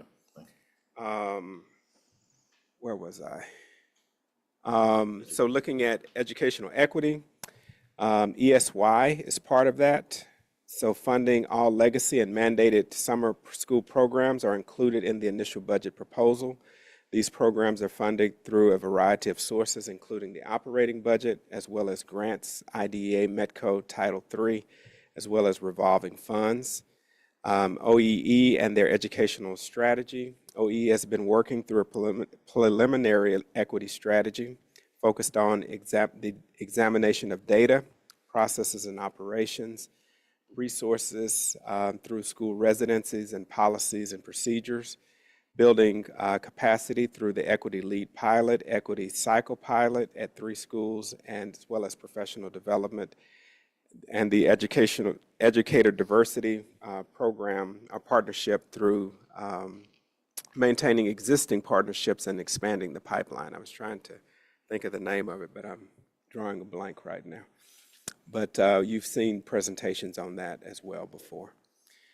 For the budget, the alignment of the SIP, I think back in September, the school committee went through all the SIPs with the schools for the FY26 budget process. School improvement plan goals are also included in the school section of the budget, along with a brief narrative from the principal highlighting their funding requests, and then return to the prior practice of holding reserve funds. This initial budget includes 8.5 FTE or sections set aside, and they are going to be sitting in the OAF budget line, and we'll walk you through that a little bit later to address any anticipated shifts in enrollment. Now remember, the guideline that the committee put forth was hold the reserve fund, but this fund can be built over multiple years. So we've initially held 8.5 and given this $8.2 million gap that we currently have, we can think about, is that the number that we should be holding at this particular time? Dr. Giller, we can't hear you. What? I think when you turn to the side. Oh, I'm sorry. That's okay. What was the last thing you heard?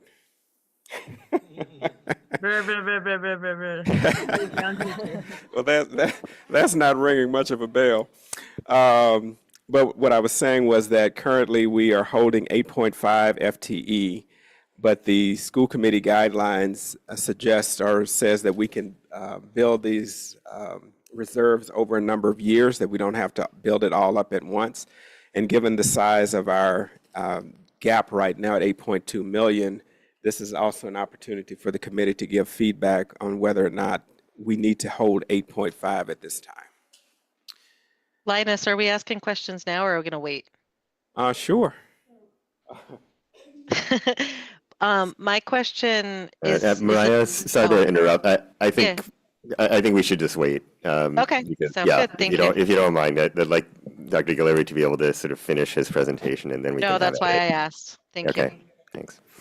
And the last one on budget is about dashboards. And so OTL has been sharing their work, I believe it's with Open Architect, is the vendor to build dashboards to track the the strategic plan progress.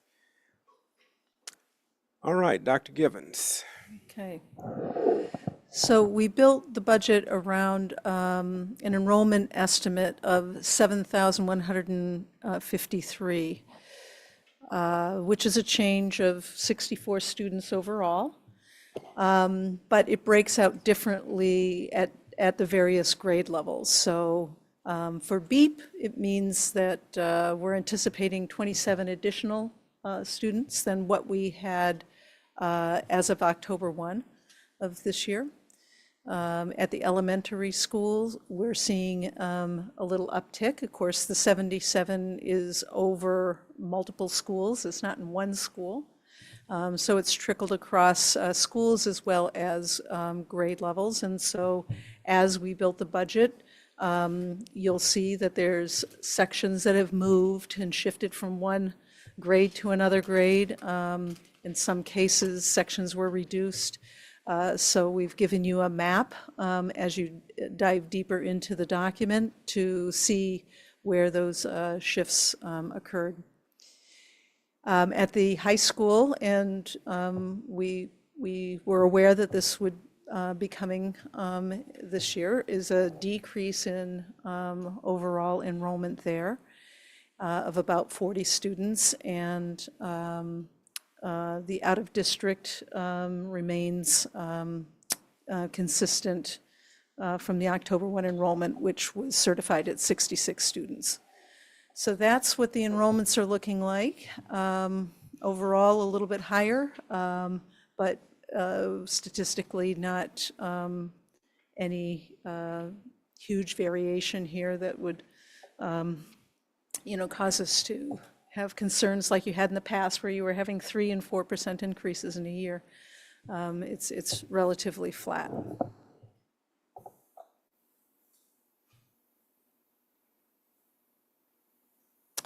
So Dr. Guillory mentioned that in the initial budget proposal, there were positions that were requested. And so we've broken it down by office. So the superintendent and school committee is not requesting any changes in staffing at all. Likewise, the Office of Administration Finance is not. However, that is where the reserve sections are being held in the budget. So that 8.5 shows up there. But there is no actual change in the Office of Administration and Finance staff. In the Office of Educational Equity, they're looking for 2 additional METCO liaisons that would be funded. Again, this is all funds, right? So that would be funded through the METCO grant. The Office of Student Services, in collaboration between the Office of Student Services and the building principals, the initial budget request was for 20.9 FTE, 5.9 of those professional staff, and 10 paraprofessionals. In the Office of Teaching and Learning, that would be 10 additional staff, 5 of them sections at the elementary school, and 5 of them for ELE or English language education staff. And we also had 10.3 reductions. So that would be, changes in enrollment, 3 at the high school, 3 reductions at the high school because of the decline in enrollment, as well as some other, and you'll be able to look back. There's an analysis chart in the beginning section in the executive summary, which walks you through in pretty specific detail about what schools and what specific positions are being requested.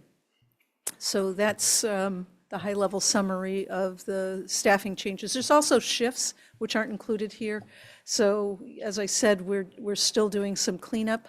And so, there's staff, for example, at the Pierce School, we've been trying to keep all of the Metco staff in the Office of Educational Equity section. But last year I didn't properly label some of the positions, and so there's a Metco person that has been in the Pierce School. Now we're going to put it in the Metco section. So there's no change in money. It's still funded from the Metco grant. It's just where's the FTE showing up. So there's some shifts in the budget document there, but I'm not counting shifts as new requests. Okay. So major cost drivers, my experience over the years is that people, really want to understand what's causing the increase. It's difficult when you look at school budgets to look at some of the line item detail and really make sense of it, because your costs can vary wildly depending on how veteran your staff is. So if you have a teacher that's at the high end of the scale, they might be making let's say 20,000, and a new teacher coming in might be making 75,000. So if you have a number of turnovers, you can actually see a smaller net increase in a line. Doesn't really tell you how many teachers you have, right? Which is why in good budgeting practice, you provide the analysis of staff. But also underneath all of that are all of these costs. And so what I've done for you here is to share what those budget drivers are. And so you are always going to have breathing costs of a contract. And here, in this upcoming budget, out of the general fund, okay, or impacting the general fund, is about $5.3 million of expenses.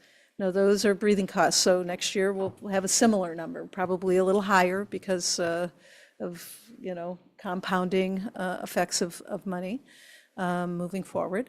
The next category is this, what I'm referring to as the structural deficit.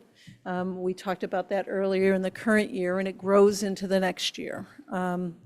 And also part of that is that some of our grants are shrinking a little bit, and I've kind of captured that. So in the initial budget presentation, it's level service, meaning that whatever services we're providing in the current year, we're providing next year, whether the funding source has changed or not. So that's some of the challenge that we have to grapple with. So it's not just IDEA, it's Title I is a little less.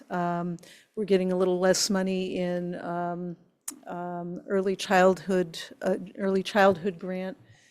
So the initial proposal includes all of the expenses, and so some of them are bleeding over into the general fund at this moment. New positions, those are the ones that I mentioned on the prior page, the estimated cost of those. Again, these are estimated costs, right? That's assuming that people are hired at the basic master's 6 on average. And if that's not true, then that becomes greater. But for budgeting purposes, that's what we're estimating the impact of those new positions would be. And then there's some salary adjustments. So in order for me to be able to identify what the breathing costs are, I have to really methodically go through a process of rolling our salaries so I can capture each component. But after I've gone through that and I've locked in, I to go back and then track for every little thing that, which hundreds of different transactions.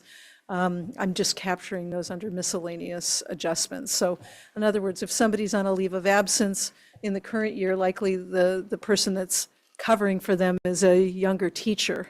And usually teachers that have been here for a while are the ones that are going out for various reasons. Well, when the veteran teacher comes back, it's going to be an increase in the budget.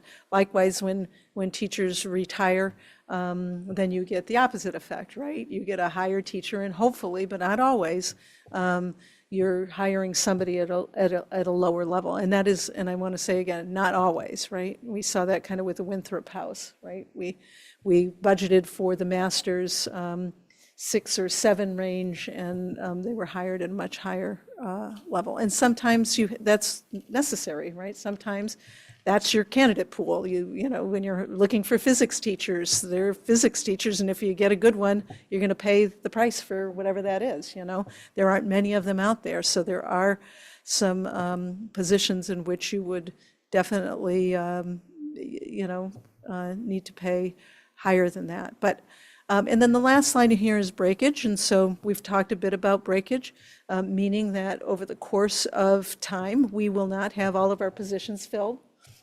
And so I'm building in a reduction for that purpose. It's like kind of the good news, bad news with all of the redesign work we have done in the area of recruiting and retention efforts. We actually have been able to keep our positions filled for most of this year. Last year, we had professional positions that were open for almost the entire year, and we're not having that problem. And also, last year, let's say we'd have 25, you know, paraprofessional positions open, and we've really closed the gap on that significantly. So as a result, you don't get as much breakage, and so I'm actually reducing the amount that we're carrying in breakage to reflect the fact that we're filling our positions. So on the salary side, when you total up those drivers, it's totaling up to, you know, about $9.5 million worth of our cost increases for the year. Okay, and then on the non-salary side, we've talked, all this should be fairly familiar. I mean, we've been talking about this for the last several months, that the special education costs for out of district, which is tuition and settlements, we have a current year gap. And so this gap that we're experiencing in the current year is now rolling forward into the upcoming year. But at least we believe it includes all the cost of that we're currently aware of for out-of-district special education. And then for those students who are traveling to schools outside of Brookline, you know, we have to provide the transportation. And so we have higher special education transportation costs. So a component of this is, of course, the contract will increase a little bit, but the bigger part of the special education transportation is in relation to the out-of-district students that we're transporting. And then there's, you know, always increases in online subscriptions and other things. And so when we're looking at that holistically across all schools, all departments, online books and subscriptions, as we've rolled the budget up, account for $529,875. There's some money, of course, for the literacy program. Dr. Guillory had mentioned, you know, the majority of that is being funded out of grants, but there is a portion of it that is coming out of, or is scheduled to come out of the operating budget this year. But also other departments have asked for, you know, little bits of money here and there for workbooks and other things. So legal services, this has increased a bit, a little bit on the OSS side for the settlements, related to settlements and all of that. We have a new deputy coming in, and we want to make sure that they have, you know, adequate resources to support them as they make their transition in. But the bigger part of the increase is related to contract negotiations with our labor unions next year. And so all of the contracts for BEU expire, so we'll be negotiating that next year. So we've increased the budget by a little over $100,000 to reflect that need. And then other educational expenses, and so these are all your supplies and materials, and, you know, the cost of copy machines going up, and all of that categorically amounts to about $440,000. So on the non-salary side, it's about $3.6 million. And when you add the two together, that's what makes up the $13,146,000 increase in our budget. The revenue that estimate that was allocated to us by the town is 141,760,000. And then when you net out our expenses, it identifies our budget gap of $8.2 million. So between now and when we approve the ultimate budget, we need to get in line with our revenue allocation. The only other adjustment I believe that will probably be made, and hopefully it'll go favorably, but not necessarily, is when in the beginning of March, the town will get the rates for GIC. And so that will be kind of the last refinement for what our potential revenue will look like. We'll, you know, keep our fingers crossed that it comes in at 12% or less. 12% is what the assumption is in the budget right now. And so if it comes in a little less, then we'll have a little more revenue, and then we don't have to reduce our expenses quite as much. So that is really, in a nutshell, the high level you know, budget, initial budget that you have before you tonight. And so over the next 2 weeks, what we're going to be doing is coming up with recommendations. You know, the school committee, we're going to ask you how much recommendation do you want us to bring forward to you for your consideration of what to take a look at in the budget. Where you notice that this particular slide says reducing the gap, because we may get to a point where we get close to the allocation, but not quite get all the way to it, just based on our need. And as an example, and what we've been talking about at the senior team level is we're certainly behind in the budget bill process, because we would typically be bringing this presentation to you in January, and we will have done some whittling down of some things there. But what we've looked at this juncture is some of the new requests. So we had a meeting with senior team as well as building principals, and we looked at, so for example, that 1.8 million that Susan referenced here in new positions, we've already identified reductions in that already, so we'll be bringing that to you as well. And so we've gotten some consensus around that, but there are certainly, if you take $1 million out of that, you know, now we're at $7.2 million that we need to look at as such. So we will be going through that iterative process as we go through the budget. So with that, we stand for questions. Meanwhile, so would it be right to summarize what's in front of us right now as what it would take to maintain our current level of service, meet our special education obligations, and have an 8.5 FTE reserve? Yes. Okay, thanks. And some new. Like a small number of, the lead teachers. But that's mandatory also. Right, so I that want to be clear about that. That's not, just like special education, these students, we have to provide the services, and we're not able to and you'll see as you get further into it, look at, there's some information that Jody's sharing in her section that talks about ELE and the increasing demands on our staff over the last year. And so, yes, and she would argue if she was here that 10 is really what she needs in order to meet the requirements.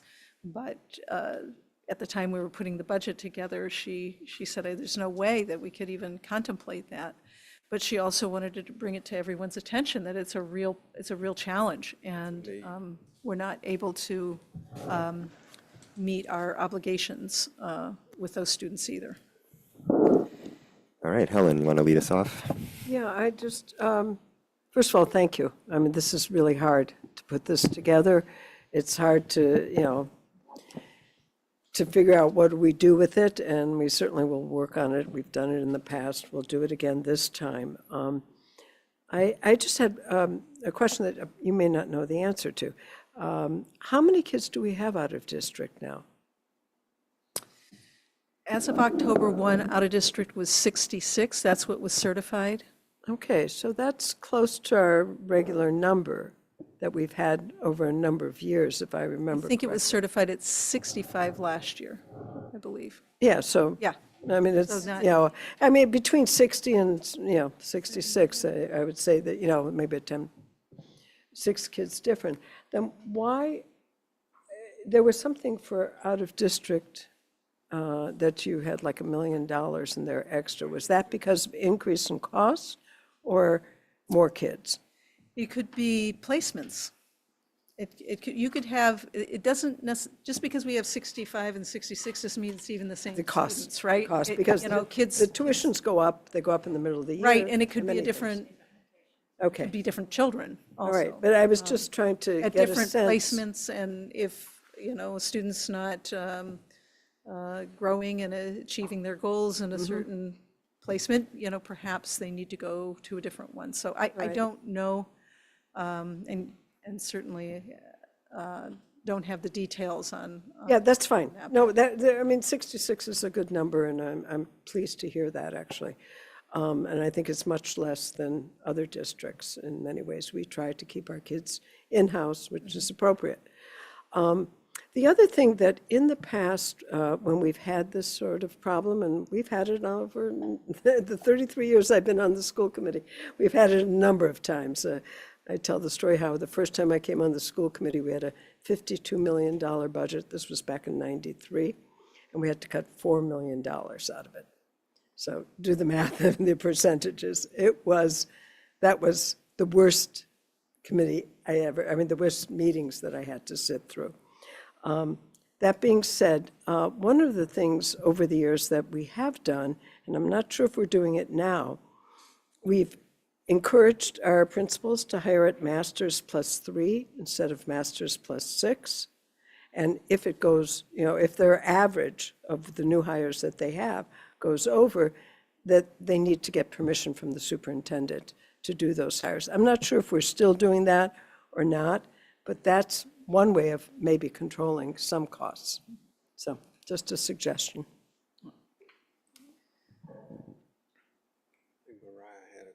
Oh, okay. Yeah, I can't see right now anybody's hand if you're remote, so just speak up if you're not in the room. Are you Right. calling on me? I guess so, if your hand is up, and then It Carolyn. isn't up, but it was earlier. Okay, go ahead. Okay, so my question, do you mind going, I don't know which slide it is. Do you mind just going backwards a little bit? That one. That one too. The one that's about the 8.5 FTE. Yeah. So last year I thought we held 4 FTE for reserve, right? No, we didn't have any reserve last year. Oh, because you added- put them all allocated into the high school? Well, the high school, what we did is, the initial proposal was to put in 5, the school committee added 2 more. So there was 7 FTE allocated to the high school in the budget that we're in now. And they have used all those sections. Yeah, but they weren't in reserve. They were committed to the high school. We had nothing at the elementary level. Okay. And is the 8.5 FTE, is it, are you counting that as unit A or paras or a mix, or what kind of FTE are those? It would be, we would use it for whatever purpose was necessary, right? But in the budget, it's 8.5 teachers. Okay. And then is that available for only general education, or is it also being used as a special education reserve, for example, if additional one-to-ones are requested? They would be for any need that we have. Okay, thank you. Can you go forwards to the slide, which was the summary of all the additions? I think it's forwards. Yeah, that one. Go back one. This one. The Office of Student Services line, you have a change of 20.9, but then on the right, it only adds to 15.9. That means that I left something out when I was capturing it. Okay. So it actually adds 20.9, but just the comments is incomplete. Give me a second. Yes. Okay. Okay. I think that's all the questions I have for now. And of course, I'm sure we'll have lots more opportunities to go through the details of things in the coming days. I found the error.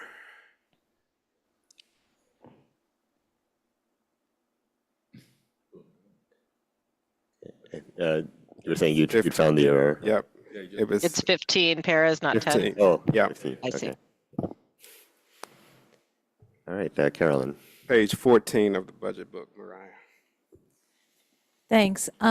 So as a new member, I'll sort of just piggybacking on what Mariah just said. What is the process from here in terms of school committee opportunity to ask lots of questions and make lots of comments? So a couple of things.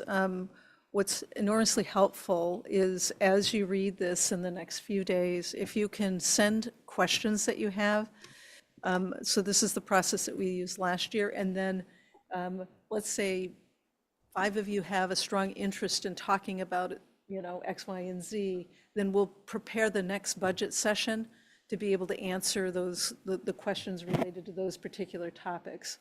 So in that way, we can kind of move through. Also, in this particular budget season, we have some significant reductions that need to occur. And so, we've been working, to try to build consensus around, what options might we want to contemplate. And I'm sure that the school committee probably has some ideas too. So if you have some areas in which you would, like us to consider so that I can cost things out, certainly send that along as well so that we can assemble a list. And then we went through fairly methodically a process of discussion around those various options. So. Okay, and I see Jesse has a 2-finger, but so are you just two-fingering off? That's an advisory committee thing, right? Yeah, it is. Okay. Yeah, we Okay, well, it's conducive to nice dialogue. don't- It is. Do you want to, I mean, Yeah, my can you question hold about- off or is this, I'll write it down. because I just want to respond to Susan's response. Thanks, Susan. So that's helpful, although for me, it raises questions of like, so that's fine if I can send questions in email, but I just want to make sure you're saying that because we also get told, don't send questions to staff.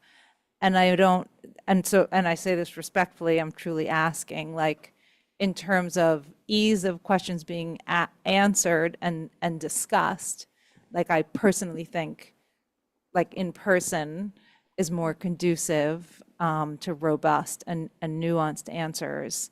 And I think open session is always preferable. So it may, that's my my question. Like, I mean, I have like 12 questions just from this presentation, and hopefully, I won't ask them all, but hopefully they'd be welcome, even if that's tedious for other people.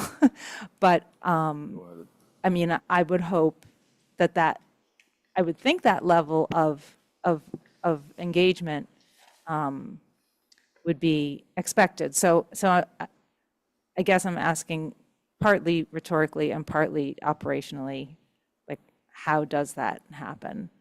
And someone can answer or not answer, but. Yeah, the idea is that in order for us to have a meaningful conversation, we have to know what people want to talk about. And in my experience, if the administration just comes and does all these presentations to you, it may not be at all what you want to talk about. So getting some idea about what is, what folks are thinking about is very helpful, especially if the majority of you are, really want to take a deep dive into a particular area. So that's what that is. It's not that I'm going to be responding in writing. It's rather it's to help prepare for the deliberation component of the work that we'll be doing. So, but we can talk about, I mean, I can imagine you will have, as well as Jesse and, perhaps even Sarah, though she was here last year, may have more questions generally than others, and maybe we can think about, what is the difference between stuff we want to have a deliberative conversation. My questions are mostly specific responses to what was just shown. But so that's a helpful start, I guess. I would love to just throw out a few. So can you go back to the salary slide? Okay, major cost drivers, breathing costs, extra steps lanes. So that's contractual obligations, new positions. Where is unaligned in here, in this slide? All of those things are incorporated into that, yeah. So when I see contractual obligations, I'm thinking Unit A and Unit B, not like the folks who work here, curriculum coordinators. They have contracts too. They're just not collectively bargained. Okay. So, but raises, okay, then I guess when I see contractual obligations in my mind, I'm thinking about contractual raises where other changes in salary are discretionary. So are discretionary raises assumed and built into that 5.2? COLA would be in breathing costs. The principal adjustment that you voted the other day would have been under the adjustment, the LOA returns, retirement, miscellaneous salary adjustments. Okay. Miscellaneous salary adjustments. Okay, thank you. We received a letter a couple weeks ago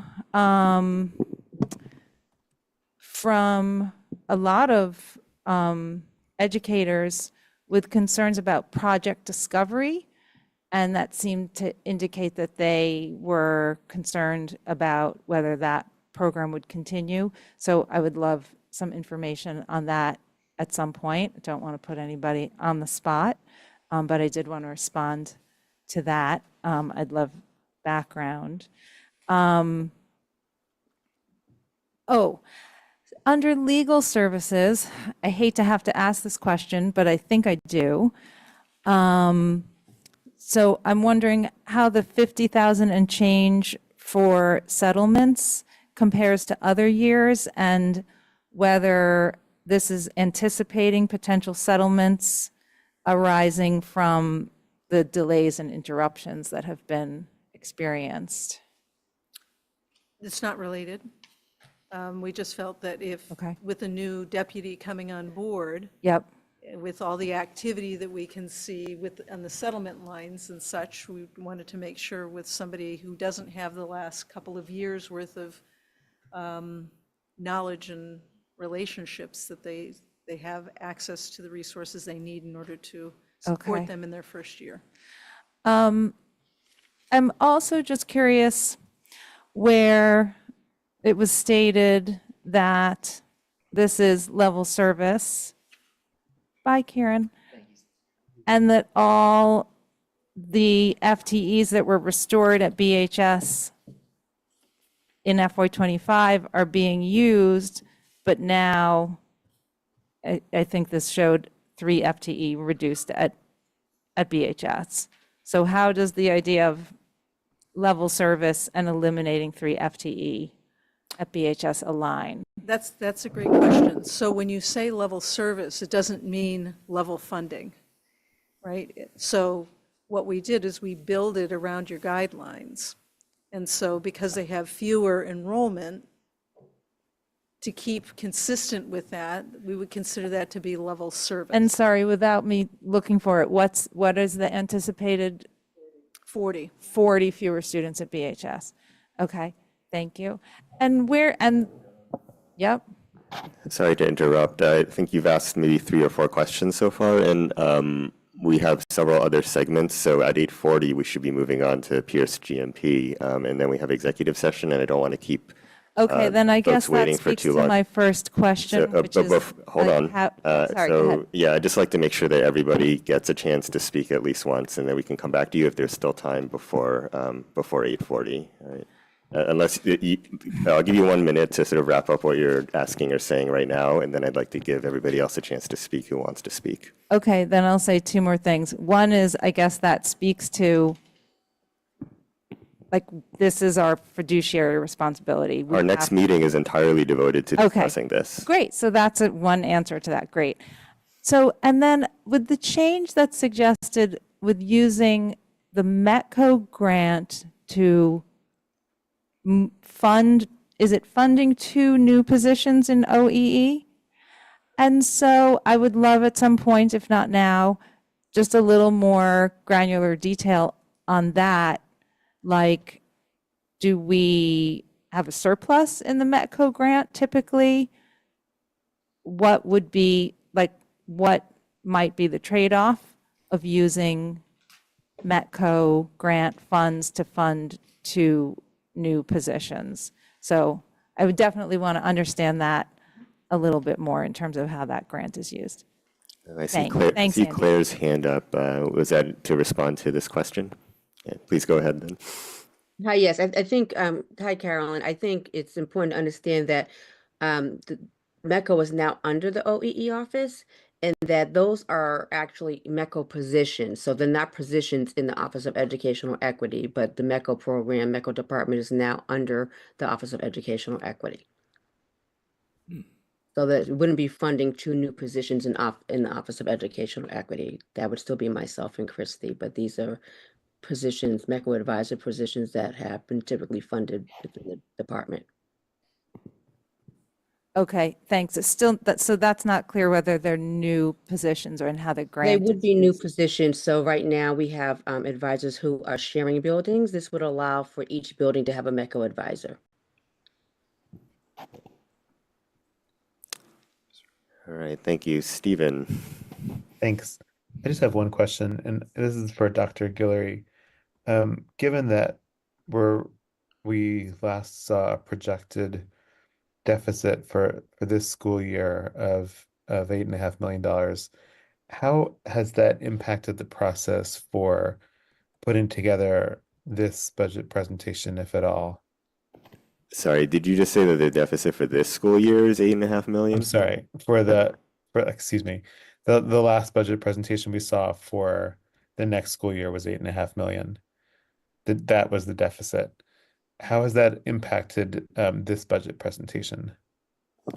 So if you will recall what I shared with the new ask that were here, the new positions that were requested, that was a deep conversation that we had as a leadership team Monday, and saying, given the magnitude of our budget deficit, projected deficit, knowing that we need these, as Susan articulated, some of these are mandated services, the staff went through an iterative process to say, what of these can we actually scale back? So we'll be bringing those recommendations or those thoughts to you as well. But people, our leadership team are really grappling with this as well and understand the magnitude of it. But so that was this, when we were going through the budget bill process, it was what people will typically do is ask for what they feel they need and they deserve, which is rightly so. But then they went through the process of saying, there's no way that we can really add these pieces as well, but we do want those captured. And so folks are very aware, and they're looking at, you know, for example, looking at ratios. There have been recommendations of positions that are, I had on the last slide, attrition. So some of the retirements, do we need to actually fill those positions? We're looking at caseload alignment as well. So our folks are going through all of those pieces and processes. Does that help you, Stephen? Yeah, so this is more like a wish list prior then to Yes and calibrating no. it against the current. What was that? I said yes and no. So there are definitely asks that are in here. As you know, one of them is the 5 teachers for ELE, but we haven't had those, right? But we know that we need those. So if there is a way to get those in, but you know, Susan has been very deliberate about, you know, whatever you put in, we have to find something else to take out. And so she's been helping us think through that process as well, because you can't just add for in perpetuity as well. Okay, thank you. Jesse? Yeah, this will be quick. To the idea about, you had mentioned having school committee members submit questions. Can we maybe, I mean, this will be to the chair then, can we come up with some kind of way of sharing that in a document that we all see? So that, let's say Sarah's not agonizing at home coming up with like 7 questions, and then Jesse's agonizing somewhere coming up with 9 questions, and 7 of them are the same. Or if I had read Sarah's, I'd say, oh, she, you know, oh, 6 of those are what I wrote down, so I don't spend all this time shipping things to Susan that she has to now, you know, sort of filter and sort between 9 inputs. So maybe if we could put our heads together separately about how to collect all this information, because a lot will be coming in. That way, it maybe simplifies it for Susan, and then, you know, sort of put some categorization or grouping on that, okay? Just as an idea. I don't know whether Linus or Susan has an immediate suggestion on how to do that. Otherwise, we can think about it offline over the next day or so, maybe, because I don't want to run afoul of open meeting law, because asking a question can verge on deliberation when it kind of makes your own opinion pretty clear. But you know, I think we might be able to steer clear of that and still have this efficiency. Mariah, do you remember, I don't even recall last year, how we handled that?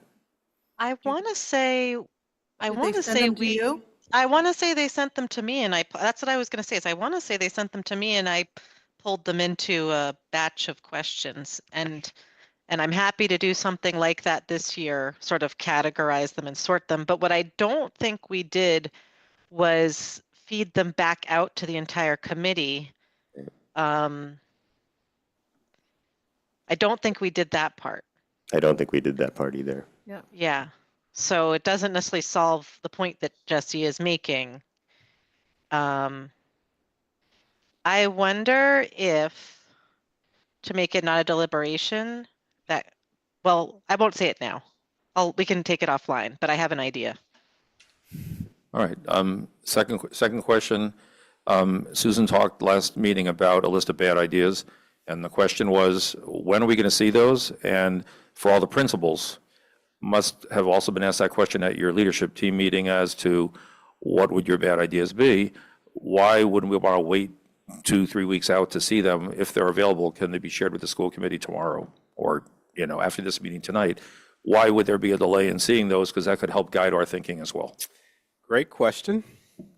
But as you can imagine, with a deficit of that size, that involves people.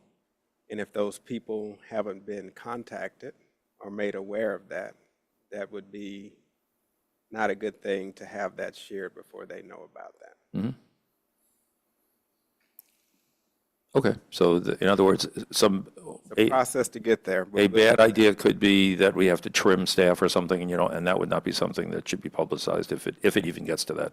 and we're hoping Well, it doesn't. it will get publicized, but the process would be, I'd like to know that prior to that going public. And Of course, yeah. of course. Yeah. If that was an option, I mean, we're not saying it's going to happen, okay. So Third- could I follow up Yeah, on that, please. Jesse? So I'm trying to set expectations then for what we can hope to achieve at our next meeting, like next week, which is almost entirely devoted to the budget. And it's, we have 2 hours, which contain a public hearing on the budget, followed by our discussion. And then at the end of that, we're supposed to vote to send the budget to the town administrator. Should we expect that we're just going to pretty much send this with the substantive discussion about, what we then have to do to come after that?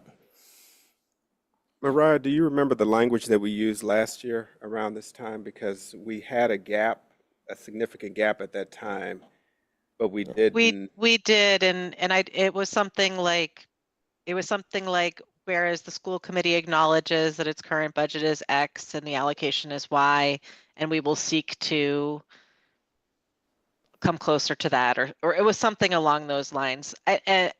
What I would say though is that, and we've been, for many years now, we have not been trying to make our budget fit into the town allocation for the February 15th deadline. We've been deliberate in extending that timeline to our own process. But I would say that what makes this challenging is that we had understood we would get the, I don't like the term list of bad ideas, so I'm not going to say that anymore. Well, we had strategies to increase revenues and decrease costs, and I think I'll just use that. So we had talked about having that at our January meeting, and it wasn't ready, and we talked about having it yesterday, and then it wasn't presented because it wasn't ready. But we've had 2 finance meetings where it hasn't happened, and so now we're a little bit behind the 8 ball for our meeting next week. So I think we might need to, I mean, is it going to be, can it be presented next week? It should. I don't understand the point of a budget meeting where we haven't gotten sort of like this level of meaningful information. When is that meeting is Wednesday or Thursday? No, when is that, the next meeting? Thursday? A week from Thursday. tonight, Am I sharing still? you are. Oh, man.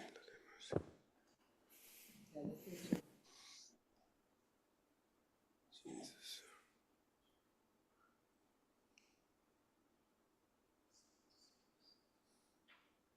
We'll work to get there.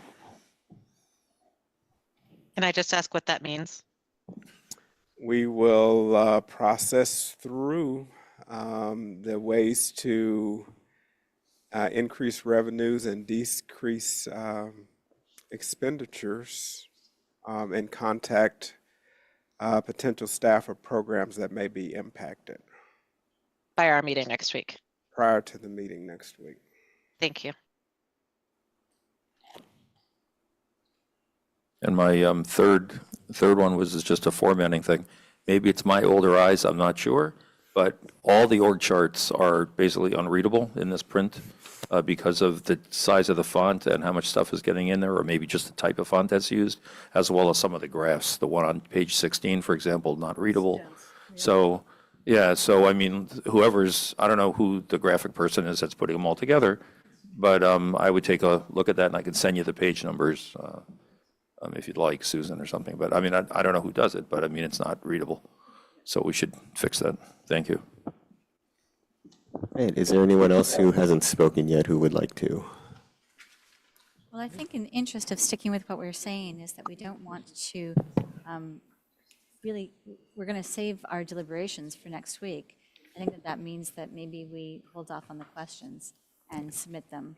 Does that make sense? It's okay. We have 10 more minutes allotted for this segment, so people should feel free, and if not, then Carolyn is welcome to continue. I just didn't, I wanted to make sure that everybody had a chance to talk. I'm not trying to cut this short. Okay, go ahead, Carolyn. I'm not seeing any other hands. I have my hand up. I have my hand up. Sorry, Suzanne. I was facing away from you and didn't see you. Yeah, no, that's okay. Thank you. I just want to say that, so when we look at, this is a lot to look at, and it's kind of fun. You go through with your pencil and you kind of say your questions, and so that's fun. But we don't want to get So, but it's hard because we don't want to get bogged down in every line item. Otherwise, we will never get through it all. But we do need to think of some big areas that we have some thoughts about. And it could involve personnel. In fact, I'm sure it will. And so I guess as we read this, instead of thinking of, $1,000 here and $1,000 there, what is that big topic? What is the big bucket that we can think about and have a really in-depth, kind of hard discussion about that?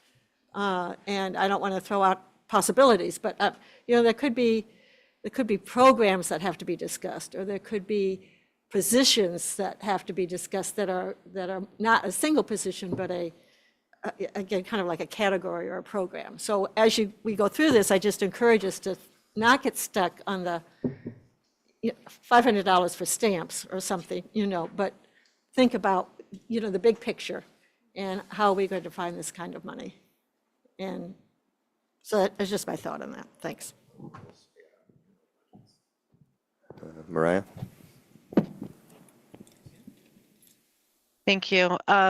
This is quick. My comment was just that if staff are bringing the strategies to increase revenues and reduce expenses to us next week, it might be helpful if we were clear, like we were last year, about whether we are asking them to bring to us $8.2 million or some other amount that would give us choices. So that's really not, it's a question for the committee, I guess, of what they're asking for next week.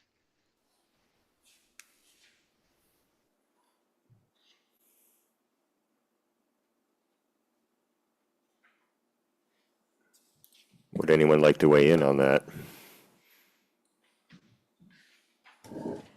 Helen? Well, even though it's more difficult, and I know that, giving us choices can be difficult, there may be some things that the school committee feels are more palatable than other things.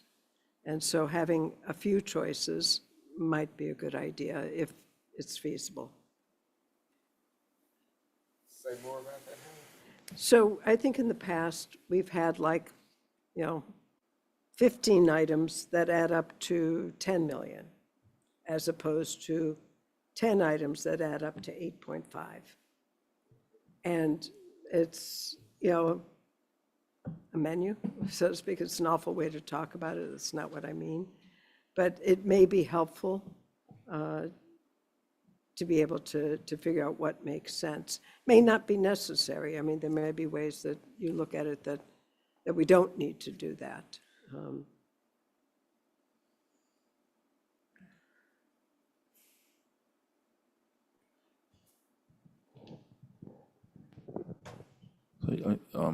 Yeah, Andy, just a quick clarification. If we're reading, when we're reading through this book and we have a question about a specific line item, who do we contact in the next couple of days? Like, what do we do? What do we do? Like, if I have a question about, I don't know, general supplies and OTL, what do I do? I know it's not a $2 million item. Here it shows it as, I don't know, whatever it is, general supplies, $20,000. But, 10 things you find at $20,000 is $200K. So I'm just saying, if we have a question about what goes into something, how do we find out what it is? Because all of us can't be like individually contacting deputy staff or Diane or anybody and say, what is this and what's the history on this and why are we doing this? Like, how much should we spend on something in the year before and what was rolled up in it? So yeah, I mean, to Suzanne's point, I mean, we want to look for big things, but if there's small things nothing's small really. I mean, $10 is small, but I mean, if it's $10 or $20 or $30,000 and we'd like to know what it is, can school committee figure it out? I mean, how do we get that information? I think it's collecting the information, I think, through Mariah, and then we can, yeah. Yeah, I think we're asking staff to It's do a just- lot in the coming week Yeah. without that. I Well, mean, Helen, can I ask a question, Andy? go ahead, Val, yeah. Susan, is there like an Excel backup to this that has all that detail that you could share, or is that not how this is built out? Do you know what I mean? Like, is there a version of this when you open up all of the tabs that has the detail as opposed to the summary? The way that Diane, I do the salary side, and I'm not going to publish people's, some of the details there. But, which is why I give you the staffing roster, and I'm happy to answer questions related to that. On the non-salary side, Diane enters dollar amounts into a big database, and then, but it's not, I don't believe it's like descriptive. And then she twists and, what do you call that, Mariah? Pivot table. Pivot table things around and gives me the numbers. So I don't really get all that involved in the non-salary side. But that's my best explanation for how she does it. I can ask her tomorrow what she can provide, if anything, there. That would be great. I think Often in Excel, there's a summary and then there's all the backup data. Right. I don't do the pivot table. I don't do that piece. So I'll have to talk to her about what might be available. And the other thing that's hard, especially if you're looking at trends and stuff, like I said, the account numbers changed, which is why she puts all this stuff in this database thing that she has, so that she can then convert it into, this account codes go into this, so it's a little messy. So Helen, if I could go back to your suggestion that in the past there have been times when at this stage of the process, potential cuts were presented that exceeded the actual shortfall so that choices could be made. I mean, that does seem like a better way to support decision making. But in those years, what happened to staff who saw that early on that their positions were That's the hard part. were in, were being called into question, and then in the end, yeah, maybe those positions weren't cut, but then how did things go for those I can tell staff you what after happened. that? Yeah. So when people find out, if it's their positions, they will come and at public comment, or usually at the public hearing, talk about how important, which they are. I mean, there's nobody that we have on staff that's not important. We can start with that baseline. Problem is, we have to make some choices. And people need to be able to talk to, and I think that's what happens usually if there and even when there aren't, I mean, let's say even if we get just a slate of cuts, there still will be people that will come and talk about, how important whatever that position is, of what it is. I mean, you've seen it last year with the world language, or with ed tech. Yeah. I'm sorry? Ed tech. Yes, yes. So it's, this is hard times. This is not easy. Jesse, I understand, the 10 and 20,000, but that's not going to get us there. And I assume our staff is already looking at that. Yeah. Those small numbers are easy. It's easy ways to take away, some of the deficit. I'm hoping that, the building department's asking for an additional 147,000 for next year. I don't think we should do that right up front. I think that, if they need it, we will need to find it within our budget later on. But at this point, we've increased it quite a bit over the years. So, I mean, that's a small amount too, 104. But that at least will start to get us towards, a quicker way. Every 250,000, every 0.5% of the GIC that goes down or goes up is 250,000 approximately. That's split, I think, 60-40 between the town. We get the 60, they get the 40. So that can be some monies that, maybe eventually we'll get, those smaller groupings can get to $1 million. And then it becomes hard. Just wanted to continue the conversation about how this impacts morale, is even without referring to specific people, the educators are already talking about this, from the point at which the budget gap was announced. that impacts already. So it's really important, the conversations we're having right now of how to figure out how to go about this. This is essential to excellence in schools, right? Yeah, and it's People people's who are- lives, it's people their who are worried livelihood. about their jobs are not able to bring their best selves to work. And we all know that, every other district is facing the same thing. I haven't heard of one district that has a surplus or can even meet their budget. I don't know if you have, and you're talking with other superintendents, but, this is something across the state. Everybody's facing this, and that doesn't make it any better, but it's definitely an issue. Yeah, I mean, I don't see any other way for the school committee to have a real role in decision-making other than to ask for options that exceed the actual shortfall that we're facing, but we should just be very mindful of the destruction that this is going to cause. No, absolutely. Going far beyond the positions that actually end up being eliminated. Stephen, I see your hand up. You pretty much said what I just said, is that I don't see an alternative other than to request options so that the school committee can make a meaningful decision. But I would also add that I think we can provide a little bit of guidance, and I think that guidance is pretty much to stick to the beginning of the budget book and the guidelines that we've already put in there. I think as long as they stick as closely to those guidelines and the priority order in which they're listed, I think that's all we can request. All right, Mariah, then Carolyn, then I'd like to hear from our public commenter of the night. There's only one, and then we should move on to Pierce GMP. I will take my hand down so Carolyn can. Okay, go ahead, Carolyn. Thanks, Andy. I appreciate you extending the time super quick. I just want to sort of echo and second Val's wish for something accessible. I know everybody's working really hard, but structurally, it would be great if there was some way for us to have more of a look at inputs, at least at some point. There's a really big difference between what's available to see in the school department versus like the town where you can see how much a bag of grass seed costs.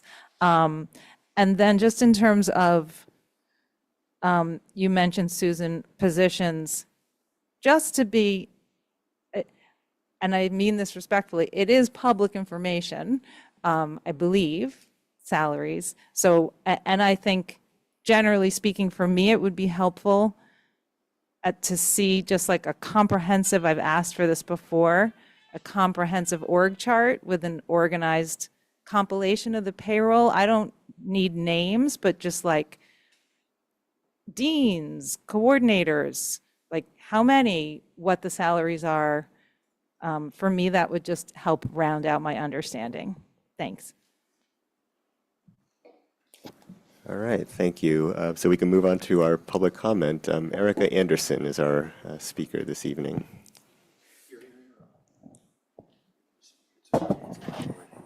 Thank you so much. I appreciate it. My name is Erica Anderson. I have a daughter in the 10th grade at BHS, and I have twins who are in the 7th grade at Ruffin Ridley, and I appreciate the opportunity to speak. I am here, and I will be very brief, to essentially read a letter that was sent to the school committee earlier today by Colin Stokes. And I believe we are up to now about 144 signatures of parents of current and former students in the district. And it specifically addresses the Day of Racial Reform and Solidarity that is held at the high school. And that's the specific thing that we want to address. And it does tie in with the budget discussions, which I know is what obviously we've all been talking about tonight. Because diversity, equity, and inclusion is an extremely important thing in our schools and in our district, and it's an extremely important thing to so many of the parents and the students, really to all of the students, but to so many parents too. And we want to make sure that that is foremost in the school committee's mind when you guys are making these very difficult decisions about the budget. Because we know that where we spend our money demonstrates what we value. And our district values diversity, it values equity, and it values inclusion. Because when we can serve all of our students, it enriches and educates everybody, all of our students. And I think that DOORS, which is what I think many of us know that the Day of Racial Reform and Solidarity is called in short, is one of those things. And it's not something that's new. I think a lot of times DEI feels like something that's kind of a new catchphrase, and it's something that was popular for a while, and now, you know, in these last few weeks, we've definitely heard how it is something being slashed from budgets everywhere. And we don't want that to happen in our district. DOORS has been happening for almost 10 years, and we want it to continue. And so I want to read this letter that has been submitted. To the school committee. We are parents of current and former students in the public schools of Brookline, and we write to thank the students, faculty, and administration of Brookline High School for the powerful Day of Racial Reform and Solidarity event that took place on January 28th. Just a week earlier, the federal government demanded that school systems censor and pander to the simplistic dogma of Christian nationalism. But our community's young adults gathered in their classrooms to hold an intentional conversation about race and racism. Many teachers and administrators, with steadfast leadership from head of school Anthony Meyer, worked for months to respond to feedback and adapt this year's event. 9 brave students of color allowed their firsthand testimony and analysis to be the basis for discussion. Our children all had different reactions to the day, but a common thread was respect for those students. 239 students responded to a feedback survey after the event. 238 of those surveys were positive. They appreciated the space to encounter new perspectives and exchange ideas.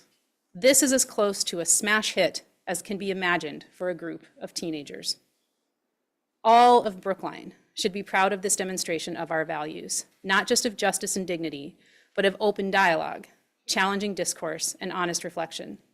These are core academic principles that underlie all rigorous scholarship. We ask that the spirit behind the days of dialogue set the tone for the budget decisions ahead, that you remain grounded in the voices of those on the margins, who are deemed different or lesser, and whose rights are currently under attack. Let us ensure that they receive the resources they need, and let any burdens be shared among those of us who are already thriving. We are grateful to the district's leaders who have supported the days of dialogue and other equity priorities for many years. We ask that Superintendent Guillory and the school committee to continue this tradition. It represents the very best of Brookline. In the face of efforts to narrow our children's minds, we stand behind it. And as the letter has been submitted, there are, I believe, as of 6 o'clock tonight, about 144 signatures from parents of current and former students. Thank you. Thank you very much, Ms. Anderson. All right, we move on to our school committee action, which is a discussion and possible vote of on the Pierce School Building Project GMP contract amendment with Consigli. So I'll turn it over for this to Helen and the Pierce project team. And I think we have some of the project, we do. Hi, Andy.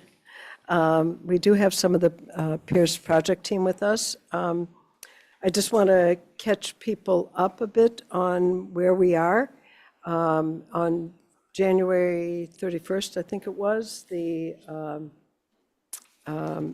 Building Commission voted favorably on the guaranteed maximum price for the Pierce project of $165. It's listed here, but it's so small, I'm sorry. I'm not gonna, even with my magnifying glass, I don't think I can see it. It's approximately $165,000, and we do have an exact, $165,193,282.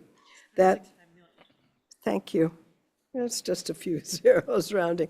Yes, $165,193,282,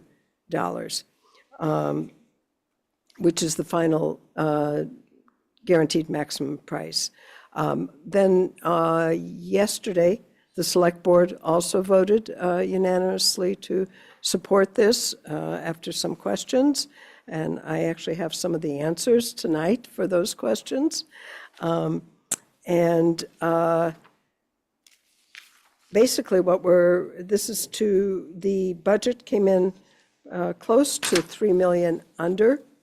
The bids came in close to 3 million under the actual budget costs of what we thought it would be at. And so we're very pleased with that. And In that, as I mentioned last time, and I won't bother repeating, well, I will repeat a little bit. There are some added costs, that being one, the town fire chief has requested that the 2 garages next to that are adjacent to the new school, but if you think about it, when you come in from Washington Street, there's the library garage, and then there's the other garage, that's the town garage. They don't have fire sprinklers and fire safety, or have not the updated one. So there's included in this cost that's already here, the cost of the estimated cost of the fire protection. Presently, we're doing a study of it. The project is paying for it, and it's something that the town may have to do, and we just don't know. So we're waiting on that. Also included in this is the cost of the mitigation for the geothermal wells, the value of the cost of the subsurface, which was estimated, I think, at 40,000. We did it like at closer to 125,000 will be added to the park. That those pieces would be reconditioning the area by the slide at the Pierce Park, if people are familiar with that, and also adding a poured surface where there's presently wood chips up on the top in the playground, and adding more trees into the project, along with some fencing. There's also a piece of this that we're working collaboratively with DPW, who needs to do some phosphorus mitigation, and the project will be able to do that, but it will be paid for from funding that the DPW has. But we're incorporating it into the project. It's a collaboration. So, I'm sorry? Yeah, I'll make the motion, and then we can go on. I just want to include one other thing. There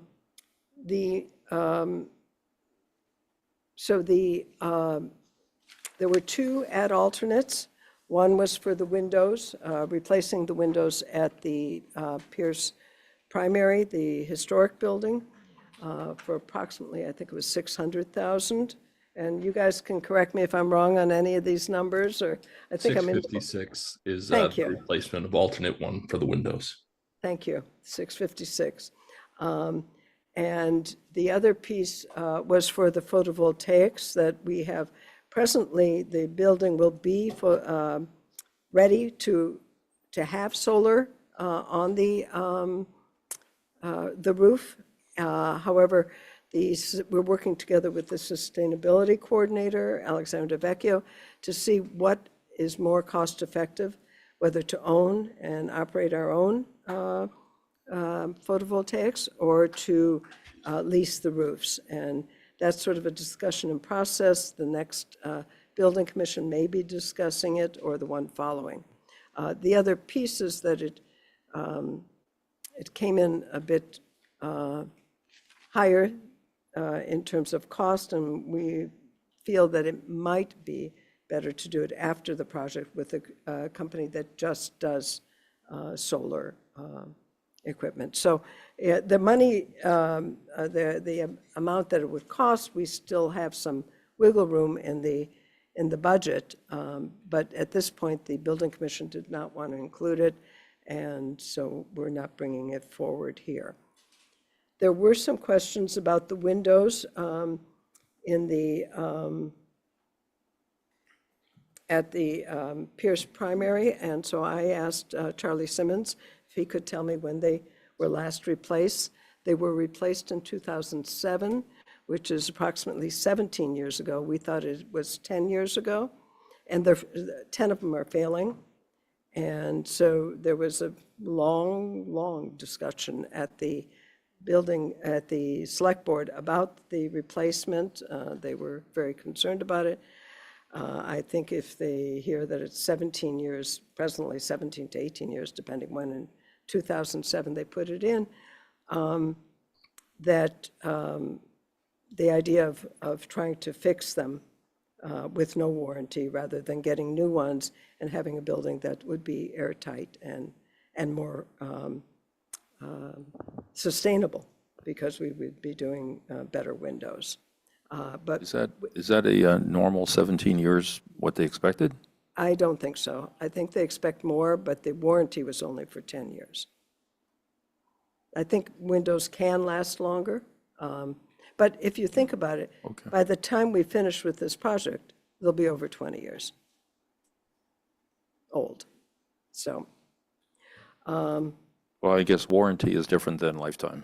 yeah, lifetime, expected lifetime. Meaning But the expected lifetime is like on your the own home, select 30 board years, was going to look 40 years. into whether we could get any That'd be money good to back know. from Yeah. the company, but it's not clear. Or what it would cost to airtight them, Well, make them airtight.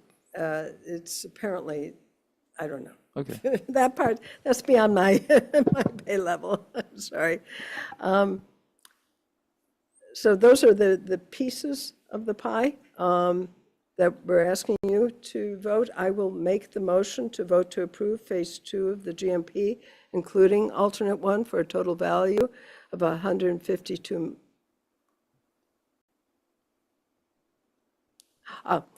for a total value of $152,043,263, and including the previously approved Phase 1 that you voted last year, GMP, for the total final GMP value of $165,193,282.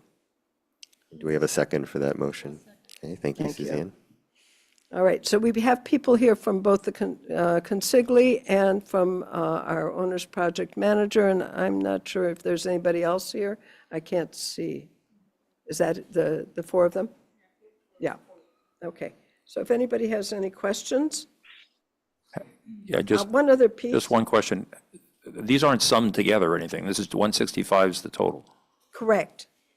of the original 168 million that was budgeted. budgeted. Okay. If I Or could estimated, not What's that? budgeted. Estimated, right? If I could just make a clarification, the 165 is the total project cost, and that is inclusive of the previously approved Phase 1. So this one includes Phase 1 and Phase 2, but it is a total project cost of 165, 193, 282. About, yeah. Yeah, and this is just the construction. The construction, correct?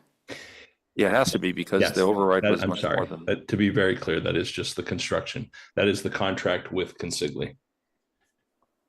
And that is what we're voting today, because the bids have come in. These are fixed prices, and if we sign the contract by February 10th, they have to hold to these prices. I will make one comment. Sure. I will vote for this. But I do just want to say for the record, there was a conversation about the add-ons, including the windows. And I get it, they're failing. They're 17 years old. And they're 17 years old. And we have a whole town worth of school buildings with lots of, older things, failing things. So I'll speak. It just feels a little like mission creep in terms of, from my perspective personally, so I just want to say it, in terms of our responsibility to voters, taxpayers, and sort of fiscal prudence. We do lots of work at lots of schools. A new dishwasher went into Baker, but we didn't expand the cafeteria. That's a little exaggerated an example, but it's a little bit of mission creep. We have a really serious deficit in our operating budget. We have a really serious gap for next year. The select board has convened what is a override study committee. So for me, I feel like I would go with prudence rather than adding. And we haven't even broken ground on this project. So I would rather leave wiggle room. I'll vote for it, but I do have to say that that's my thinking on that ad. Well, I would like to respond to what Carolyn's saying. First of all, we do have wiggle room. We have a 10%, correct me if I'm wrong, contingency, we have a construction contingency, we have an owner's contingency that's above and, incorporated into the 165 million. So those are pieces that, if something were to run over, if there were a change order. Fortunately, the project to date, the first GMP has had no change orders. I don't know if you guys realize we haven't had to vote any change orders, and that's a testament to the work that the architects and the contractor have done together to avoid that piece. The other thing with the windows, sometimes being penny wise and pound foolish is not the best thing to do. In addition, if we had to do them in 10 years from now, we wouldn't get reimbursed from MSBA for it. So all of those reasons are important for us to do it now and get it done with. The inconvenience for the school of redoing windows is huge. And, we'd have to close up the school for the summer, whatever. This is a brand new school. I mean, everything inside is going to be brand new. The rest of it should, if it didn't need it, in the beginning, we thought it didn't need it. Why are we closing the school for it? Wouldn't it be done while the construction of the new building's happening? It's a different organization building. Wait a minute, who's talking? I am. Jesse. Oh, I'm sorry. I was looking over I know. here. I thought. No, I'm saying is that why are you mentioning that the school have to be closed and it's in a position? Wouldn't this be done while the? Oh, this is going to be done now if we voted, but if. She's saying For if you instance, Oh, if we do it in 10 years, we Yeah. have to inconvene Yeah. over a summer. Yeah, that's what I was trying to say. No, of course not. No. Okay, and just to be clear, I believe the project team said at the select board meeting yesterday that we do not know that this would be reimbursed. That will be this will be reimbursed. This is eligible. All right, Val, and then I have a question. Thank you. Helen, I just want to make sure that this is inclusive of all steel costs, all lumber costs, and that's then guaranteed price. Is that correct? I'll leave that to whoever wants to answer it. It's inclusive of everything that we know at this time, right? So there's we are in the process. We'll be assuming that this gets voted tonight. We'll be in the process of, or Consigli will be in the process of buying steel. Another concern is lumber coming from potentially from Canada, but all known costs, right? But it is not protecting us currently about future tariffs. We're trying to get the job bought with the hopes that we can get in front of that. Right, but that's what I'm saying. If we sign this now before the 10th, we are ahead of any potential tariff. Is that right? Yes. Okay, thank you. That was actually my question too, that what is the meaning of guaranteed and guaranteed maximum price? Like, are there any contingencies that could leave us footing the bill for an overrun?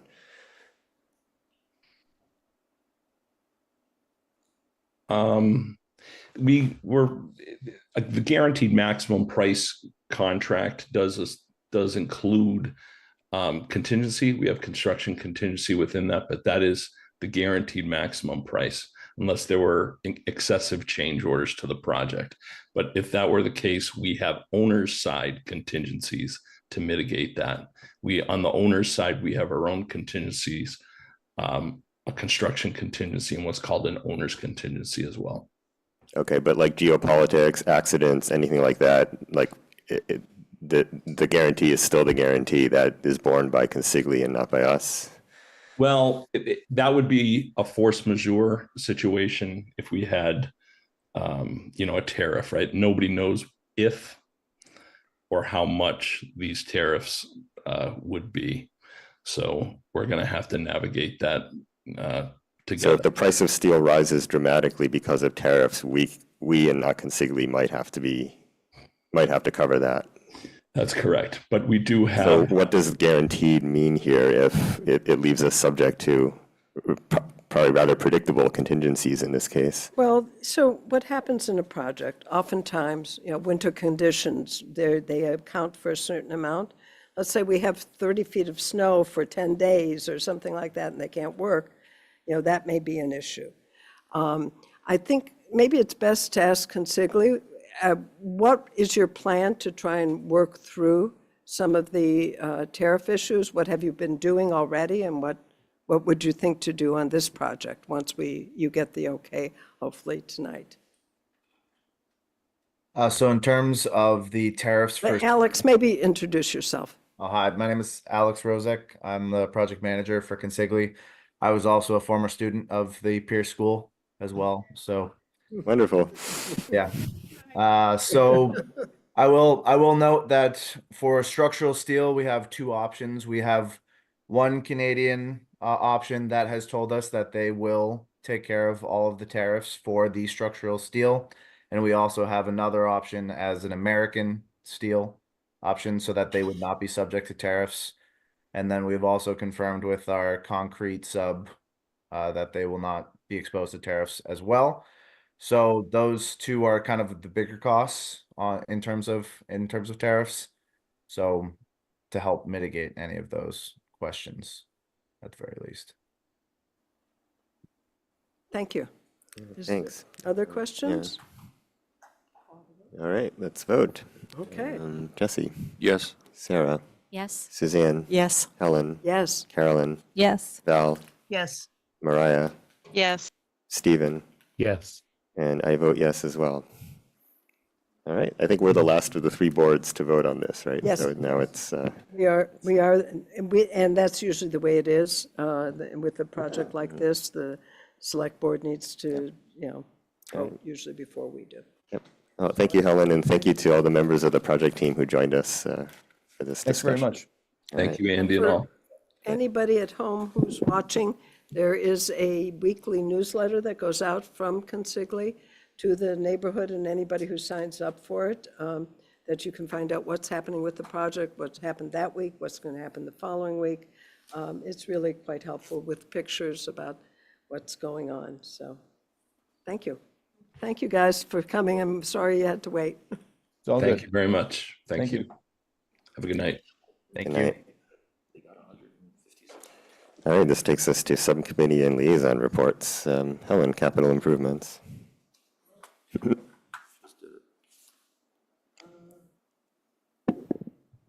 I don't think I have anything more than that. That was Okay. pretty big. All right. Right now, Yep. I'm good. Excellent. And Val, anything on the Driscoll building project? Nope, we are Okay. doing quite well. Suzanne, curriculum. We have not met yet for this month. We'll meet later in the month. Okay. Sarah, DEIJ. I'd like to note that the February 12th meeting is canceled. Thanks. Okay. Mariah, finance. In addition to the report we gave earlier, I would just like to note that we had conversation too about the position control report and some questions we had. Oh, you Sorry, cut out. Yeah. Questions we had about staffing there too, and I think those will be followed up on in our budget questions. All right, thanks. Government relations, I guess that's me. We have our annual meeting with legislators here on Monday at 4 o'clock. Okay, policy, Stephen. No updates since our last meeting, and with apologies, our next meeting previously scheduled for 2/11 is canceled. Okay, any additional updates, liaison reports? Jesse? Yeah, this relates to my liaison activity with CPAC. I sent an email to Dr. Guillory and some staff earlier today. We have a community CPAC meeting tomorrow morning at 8:30, and it's the first one that they're going to be running hybrid, so lots more people that can come to downstairs will be online.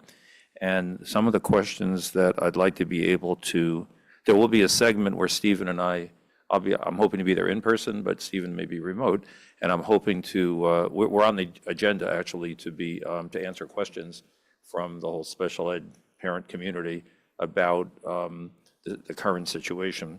And so I want to use this opportunity to maybe ask a brief question, maybe or two, that'll help me tomorrow morning with the community. Probably just ask Dr. Guillory and he can tell me, or because I'm not sure I'll get an email response tonight or unless he wants to. But I mean, it's gonna, there's not a lot of time left. So, about 4:30 or something today, maybe. I wonder if this could happen offline after the meeting instead of right now. Okay, that's yeah. fine. Then we are good, thank you. All right, thanks, Jesse. Good luck tomorrow. You're welcome. Yeah, thank you. All right. Lastly, before we go to executive session, we have new business. Does anyone have new business? Okay, I don't see any. I actually have one item. So earlier today, I heard from the BEU president expressing some interest in working with the school committee to come up with a joint statement that would affirm a safe and inclusive PSB in the face of recent executive orders from the Trump administration. I don't want to deliberate on that right now, but I would like to ask whether anybody wants to volunteer to be the liaison, work with the BEU over the coming week and see whether it's possible to bring something back to the school committee next week to deliberate on. I'm happy to do that. Is that with Justin or who's the? That would be with Justin, yeah. Or with whoever, on the BEU is working on a statement. Can I ask a question? Yeah, Carolyn. So is that a typical for, if we're not going to deliberate whether we want to have somebody work with the BEU, is it typical that if they ask, we just, is it typical for the school committee to make some kind of statement in collaboration with the BEU? And for someone to be assigned like that? I'm probably too new on the committee to really know that, but I wouldn't say it happens all the time. But I did receive this communication. There's interest. I would like at least to explore it, and Val seems interested in having that conversation. And again, something can be brought back to the school committee next week. We can either go with it or not, or I mean, or if change somebody it. else is interested in collaborating on it, that's fine too. Val, I was going to propose Sarah as well, since she's the DIJ chair. Not to your exclusion, but Sarah, if you were interested in doing it, I was going to suggest that you would be well positioned to do it as well. So Val, were you saying together or were you saying instead of you? Because I'd like to have you there, actually. Sure. I think it'll probably be by phone or Zoom or Right. however BU wants to meet. Yeah. I just think that you have very relevant experience. So, but I would love to do that together as well. Okay. Well, thank you both. So yeah, well, let's see if we'll have something to discuss next week. So, sorry, I have to, so this was not noticed, and we don't have an opportunity to discuss it, and I think it's something that would be, the idea of, I'm interested in the idea of a statement, collaborating with the BEU, which is politically and structurally affiliated with the MTA, is not something that I'm comfortable with. So it feels a little strange So you that think it's sort of decided. even having school committee members discuss with the BEU is not something that you're comfortable with? Well, we're not, feels like we have nothing in front of us right now. Yeah. And it we feels like could, that's well, done if you convince enough people next week, we could decide not to move forward. Okay. So I guess And you'll I notice think it. we're on the verge of deliberating as it is, so. Well, And by the way, too, because this if was you're worried about it not being noticed, well, I received this communication at 4 p.m. A few minutes later, I emailed the school committee just to alert you all that this would be coming up. I think this is very legitimately new business. Yes, but it's a decision. And so I would No suggest- decision has been made. 2 members have volunteered to talk with the BEU president or anybody on the BEU who's been working on this. They will come back to us next week and report on those discussions. Then we will deliberate. That will be noticed if, in fact, we're going to discuss it. Okay, my understanding of what you sent at 4 o'clock was the idea of assigning somebody to collaborate with the BEU, not the statement itself. And so, Yeah, I hear what We you're don't saying, need to Andy, get but the into it. wording, I sort of maybe saw it the same way. The wording of your email, I mean, the email was noticed early, I get it, but it said whether the school committee would like to designate a liaison to work with the BAU. So that's Right. that could be a discussable. So I took Carolyn's point that might require a vote. I don't think we actually need to designate anybody. What has happened is that I reported that the BEU expressed interest in working with us on a statement and asked whether anybody was interested in working with the BEU. 2 members so far have volunteered to do that.